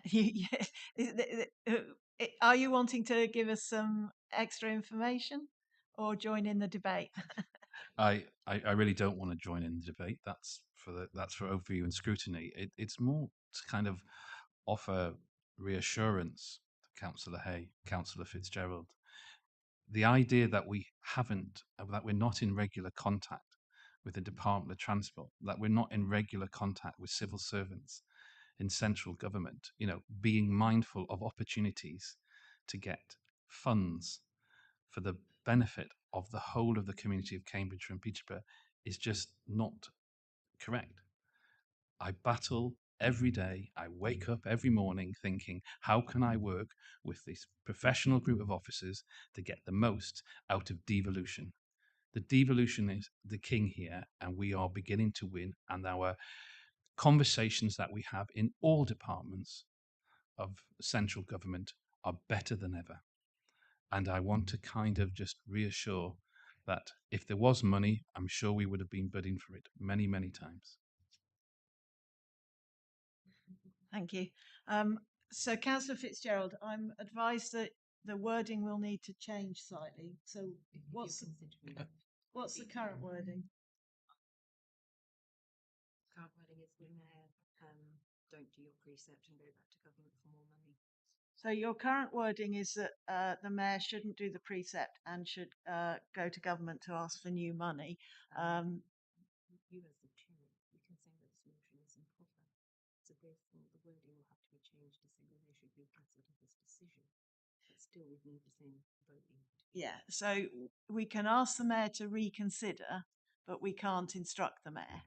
Same thing. That's basically what So I'm saying. you're content I'm happy that he reconsiders the suggestion of a precept Right. So on the grounds that I've suggested. But I've got just a few comments to yes. cover So off. do you want to sum up? I will. My friend on the left here, Councillor Holloway, you're quite right about taxation, but taxation is within the envelope. What this is an additional tax. It's not within overall taxation of the nation. Councillor Smart, my golly, you talking to me about politics. In actual fact, what you said is not true. What I said is that the combined authority failed to get BSIP money because of lack of confidence or ambition. Nothing to do with government. It's about this authority having a lack. And by the way, that's a direct quote from the minister. So Councillor Fitzgerald, can you keep? That's just. I'm trying. I'm trying to. But when points are made against me, so I'm telling you what the facts are, and the mayor is doing his very best. I'm sure he is, but government don't have confidence in him. He's only saving graces if we have a change of government. So the fact of the matter is, and we talk about a fair tax being fair. Just I've finished. Being fair, I'm being fair to taxpayers. This is not a fair tax. That's all. Thank you, Chair. Point of order. I think that's completely out of order. Sorry, Councillor Fitzgerald, you are straying beyond. You finished. Thank you. Okay, I'll now. I would also like to point out that I think it's completely unfair to make such a statement about the mayor, which I don't believe to be true. So sorry. End of discussion. We are now going to move to the vote. So we are voting on whether we want to ask the mayor to reconsider increasing the precept and instead go back to government and ask them for the money. Is that correct? Right. All those in favour of that motion? Yeah.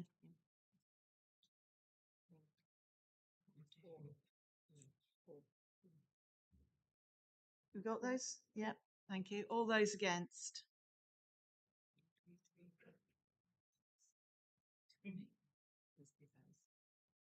And have you got those all? Yeah. Yeah. And all those abstaining? Okay, so that has failed by 8 votes to 4. I think what the discussion of the committee highlighted is that we want you to continue consulting on the detail of these routes. We want you to and officers to come up with a set of KPIs so that we will be able to assess how well this is working, and that we feel very strongly that buses need to be improved, and as we will hopefully be discussing in future items, that there are other forms of transport as well. So thank you very much for coming on that, Mayor.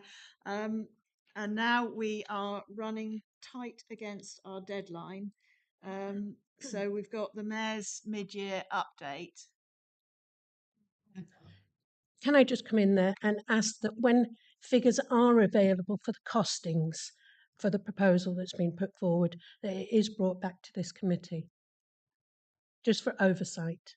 So they will be bringing information back to us. So if we move on to the mid-year update, Mayor, I'm going to be rude and not allow you to give us a little presentation and move straight on to questions. Has anybody got any questions to the Mayor about the activities of the combined authority? Councillor Goldsack. I think it may be a question to you, Chair, rather than to the Mayor. We've had a series of previous updates, which all culminated in I was hoping to get some answers from the Mayor, and now he's not been allowed to talk. And I'm like, so do I have to ask a question now and go?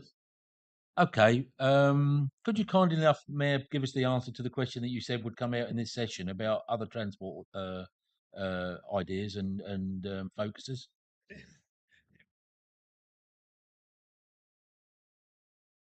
Sorry, your microphone's not on, Mayor. Sorry, it would be a pleasure, Councillor Gossett, if you just allow me to find the point in my So what was the question again? It was a sort of what else are we doing apart from buses? So we've done buses. We've done buses. Right. Okay. Fine. Right. I'll just say.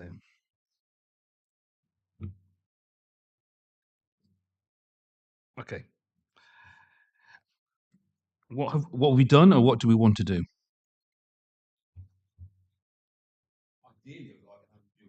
All right. Dum dum dum dum. Thank you. There's some, as well, just that's it. There's a sort of perception, I accept, that the combined authority has been sort of preoccupied with buses to the possible detriment of all other modes. And as I said before, yes, we are unashamedly pro-bus, and that's for many reasons that we discussed. But we are, and I say we are because it's a constituent combined authority, a major advocate for our rail network, and will continue our efforts to protect and enhance and expand services in place and underway. I don't know how many of you came along to our rail summit, but for me, that was the combined authority punching above its weight in terms of bringing and convening from across the whole of the country an example where we could work together. And that's, to be honest, I strongly believe, having had great representation, it was having that summit moved on to a very successful to get in terms of kind of some of that decision making around the Ely Junction network. I'll come to that moment. But let's also put on record. I worked with other metro mayors. There was a campaign by the current government and train operators to close ticket offices. They're not doing that. And they're not doing that, not just because of the combined authorities, but they certainly helped the mayors speaking as one, working along with the constituent authorities, but most importantly with community groups seeing that we could actually be an advocate for their cause. So that's an example that we don't forget people. We're always thinking about the community. We've gained further funding secured and got work underway in Cambridge South. Collaborative efforts, particularly with the MP for Peterborough and the Peterborough Station Quarter. And as I mentioned, with regard to Ely Junction's transformation, although the HS2 Network North announcement meant that my metro mayors in the north lost out, it does look for like we would hopefully benefit in the long term to have improvements at that pinch point on the network. However, we do need full confirmation, and in regard to that fact, talking about the conversations that we have with central government, we need to be mindful of that need and ongoing conversations with the central government to assure that we start moving on with what that was proposed. Some good news for those in Fenland. I was in Maney on Friday. Obviously, the station car park there was opened up, something that was already set in motion before I arrived. But one thing that wasn't was Whittlesea. Whittlesea had lost the funding that was planned for the station improvements. And if you look at the budget proposals, we're looking to put money back into Whittlesea to see the improvements at the train station there, something that wasn't on the plans previously. We're looking also to connect up Alconbury. We know we've worked with local developers who were very keen to see a train station in Alconbury, and we're looking forward, as part of our budget proposals, to do some work on that. It's that's the rail, but what about active travel? Do you want me to go on to that? Because in active travel, I'll make no secret of it, to be able to cycle alongside my Olympic hero, Chris Boardman, having welcomed him, and then have him to pat me on the back and say, "You're doing a good job here in Cambridgeshire." No, that's not just the combined authority, that's working with constituent authorities. There's some great stuff going on in East Cambridgeshire with regard to connecting Soham and Wycombe. Great stuff that's currently proposed in Peterborough City. I mean, Cambridge City, you lead the world in sort of good cycle network. But the combined authority, we're putting more and more money into active travel with the idea of bringing that on board and making it safe for people to use their bicycles and make those choices in the same way that I talked about not being reliant on a car. The idea that you can cycle safely, walk safely, and underpinning all of this is my absolute drive as a medic, as a doctor, to see real change in terms of the public health of this community that I serve. Because if you can get people to be more active, if you can get people breathing in cleaner, higher quality air, because we're driving down the use of petrol, diesel cars, and we're moving towards an electrified bus fleet in Cambridge, Peterborough, further afield. Those things make a bigger difference to their lives, their health, their wealth, the sense of well-being.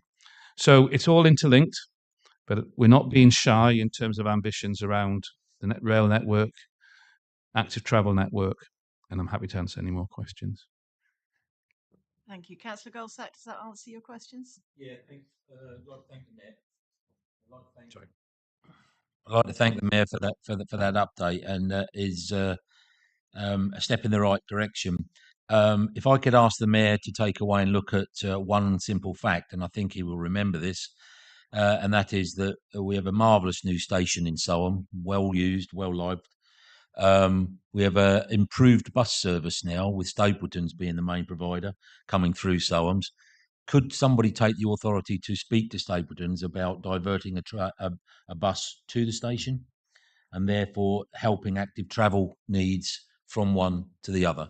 Because the previous supplier stated, why would I want to take my fare-paying passengers to arrival?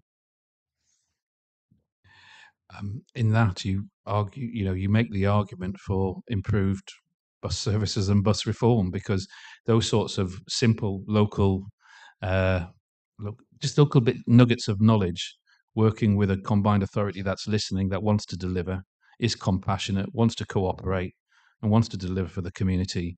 Well, I'll certainly take it away. I think there are, in fact, I can see nods from the team up there. No promises, but it's the sort of information that we're searching out from across the whole of the community. Thank you. Excuse me, Mayor. If you remember, I did say I'd have to go early, so my apologies. Yeah, Councillor Hassel. Apologies, Mayor. This is a question just came to mind just listening to your previous comments there, and it's great to hear that about looking at the station at Alconbury, because that could be a real potential growth hub. You probably won't be able to answer this, but I just thought I'd throw it into the mix in terms of whether the combined authority has looked into car sharing. We've talked an awful lot about transport and issues of rural routes and things like that. We still at the moment are very much a car-based economy, and it could be a way of reducing carbon footprint, but also getting people from A to B. So, like I say, happy for people to come back outside of this meeting. To be fair, it has played a part. I think I'd have to double check it. Where is it mentioned in the LTCP, if indeed it is mentioned? And apologise if my officer is holding his hand in his head. So of course it's there. But options like car share, anything which will help improve connectivity, working with the community, or any groups that want to bring those things forward, have been considered, and I will take it away as an action for officers to come back to you with other information, more detailed. I apologise, I can't give you a more robust answer than that. Yeah, thank you. I thought that might be the case, but yeah, I just wanted to raise it. Thank you. Councillor Fox. Thank you, Chair. I'm pleased to hear you're going to put more cycle routes north of the city near Peterborough. One of the opportunities you missed, and I did speak to your engineer, I think he is, 3 years ago, about the car dike that runs from I all the way to Peakirk. It's a Roman towpath. It's ideally situated. It would lead to the back of two major housing estates, but instead they're going to build a big footbridge over the A16. The cost of the footpath would have been a lot cheaper.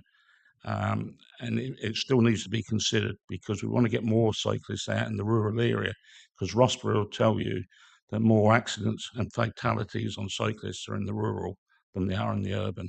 So it's really, really important, especially around the fens and the other parts of the rural areas. But if you consider that, the car dike is made for purpose.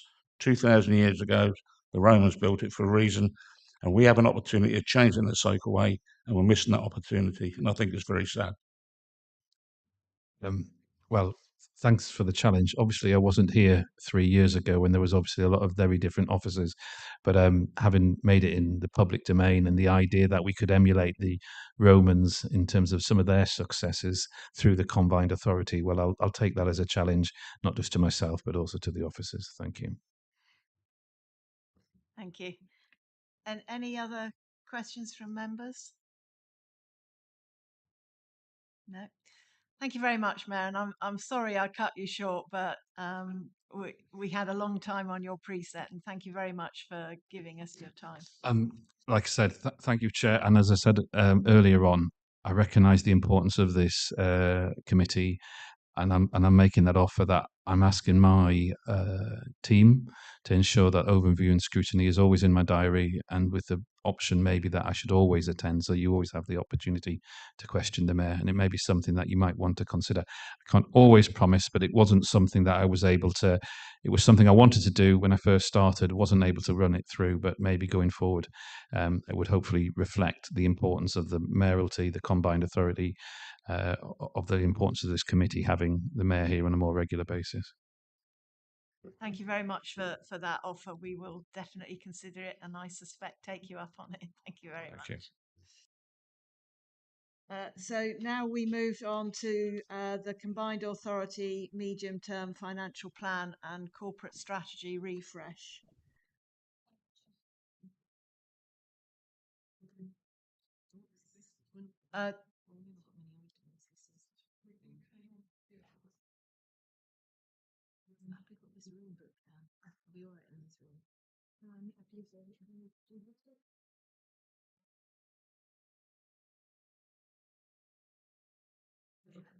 Okay, we'll take a break until 1:10, please.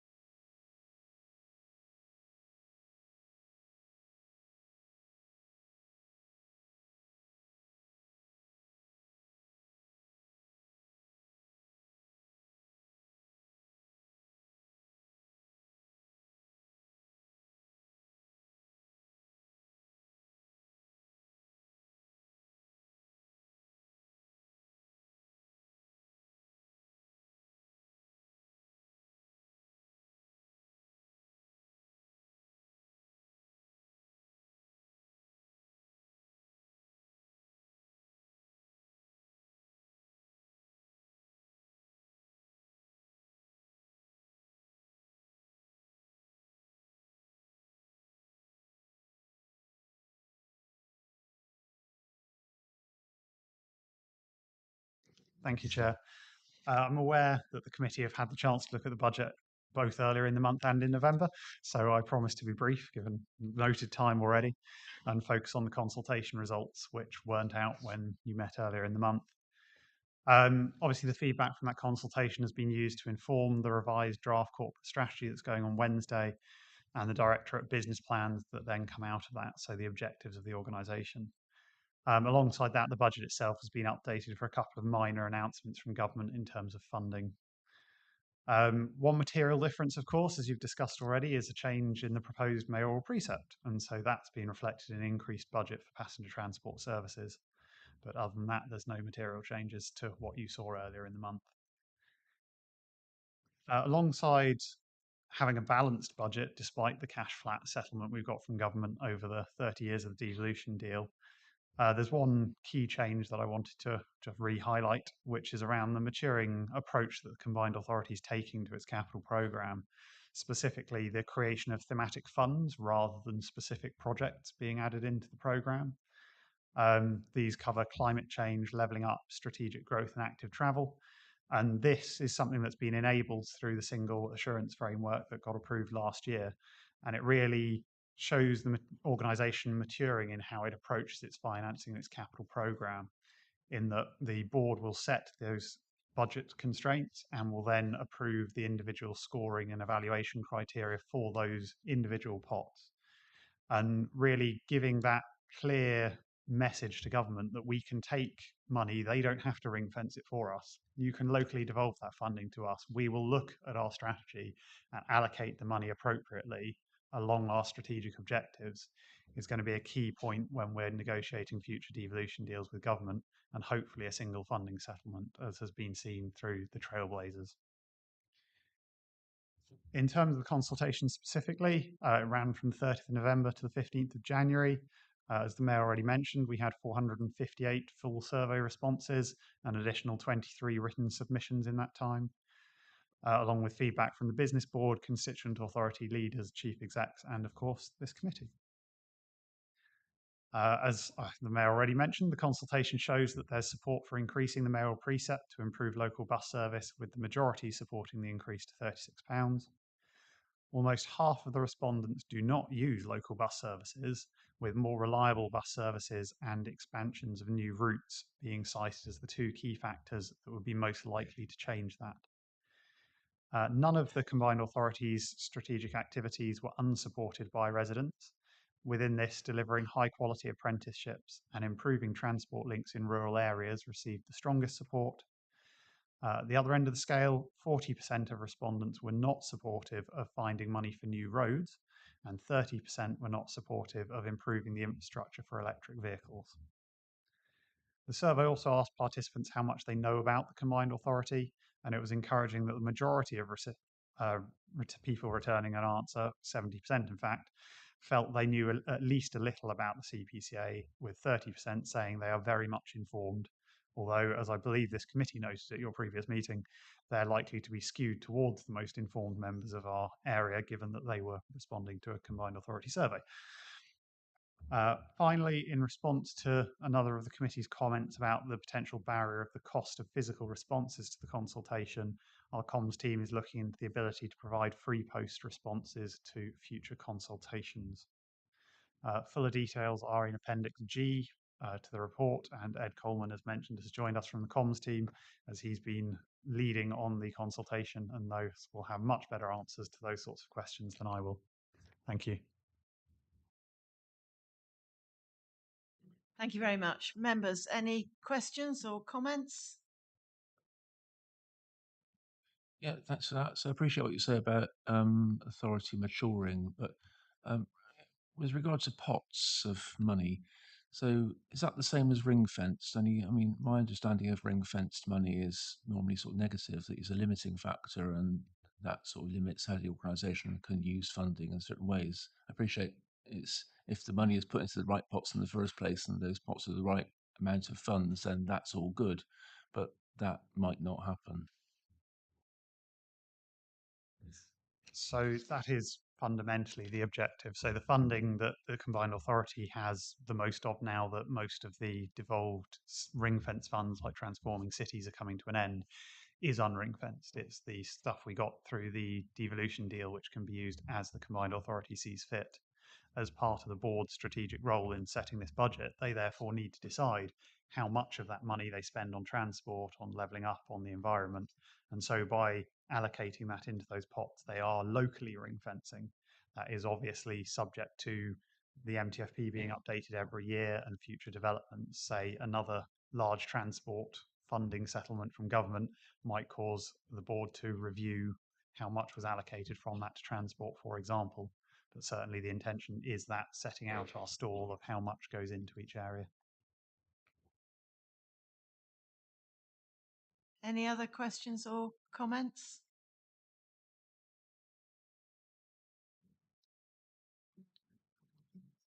Okay,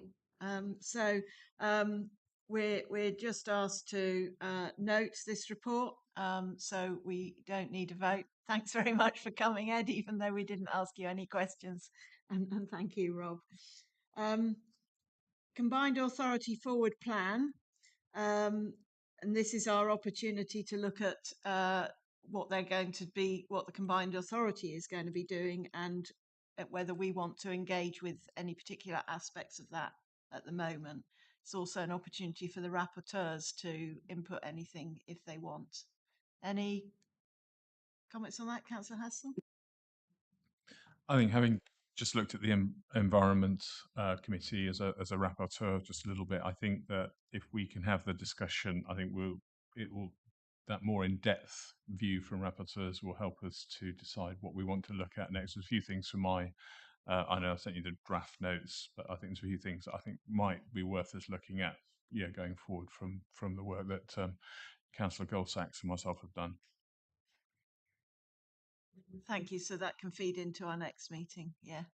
Any other comments? No, we don't need a vote on this one. The board agenda for Wednesday. Are there any questions that you'd like me to take to the board on Wednesday from this committee?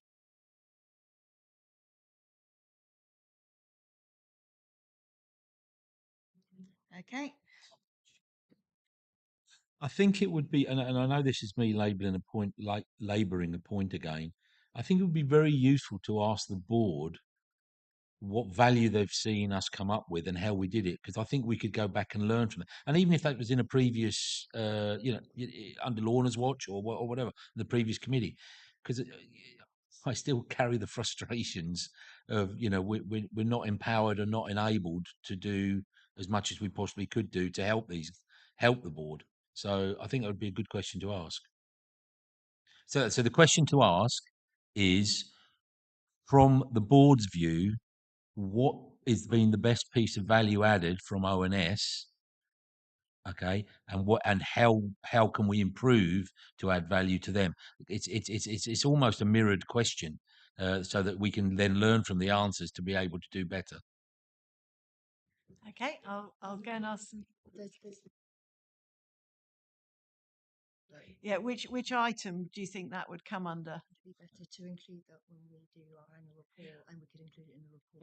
Yeah, we'll make sure the question gets asked, whether it gets asked on Wednesday or in our annual report, because it has to hang on an agenda item that they've got. I was answering your question, which was, what questions would you like asked? That was one I'd like asked. Yeah. How and where, I guess I'm not really hung up on, but I'd like it asked. Yeah.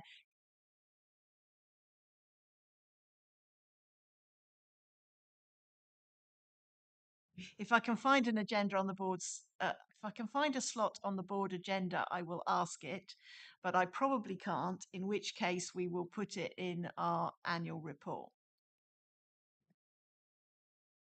Are there any other questions on the board's agenda that you'd like me to raise on Wednesday? Okay. So then it's our draft work programme. Has anyone got any comments on our draft work programme? I would just say here, in terms of empowered, we are pretty much allowed to look at anything, aren't we? So we do have quite significant powers, and we can invite people to the committee, and they are actually required to attend. So we can ask anyone to attend if we want to. So we do have quite wide ranging powers. Councillor Brad. Rishi Sunak. Sorry, anyone from the combined authority. Although there are some suggestions that we might consider asking local MPs. So, going back to what we said right at the very beginning, would we like to suggest that it might be a good idea, in view of what we were discussing about the thematic committees, would we like to have representation from the chairs of the thematic committees? Question? We do have chairs. We have had the chair from the Transport Committee, and I am anticipating that the chair of the Skills Committee will come to the next meeting. I think it would be useful for us as a committee to discuss whether we'd like to invite all of the chairs at once, and if so, why.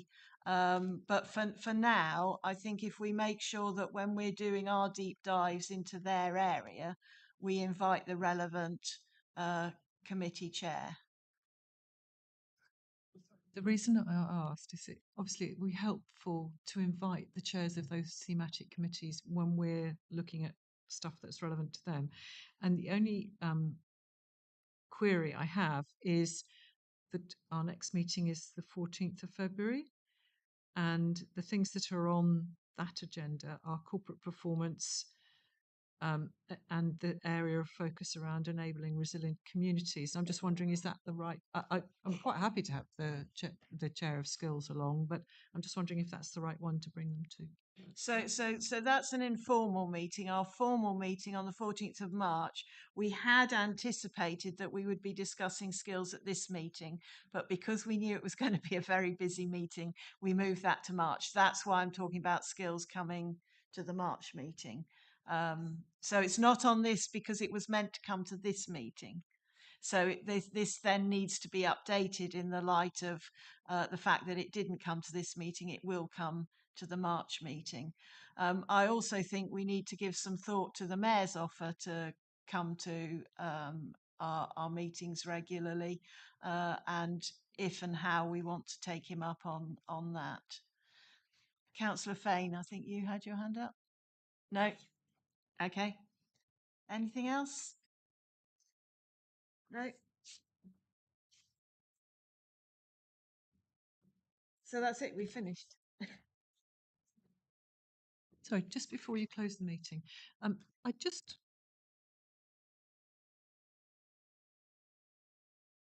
Your microphone's not on.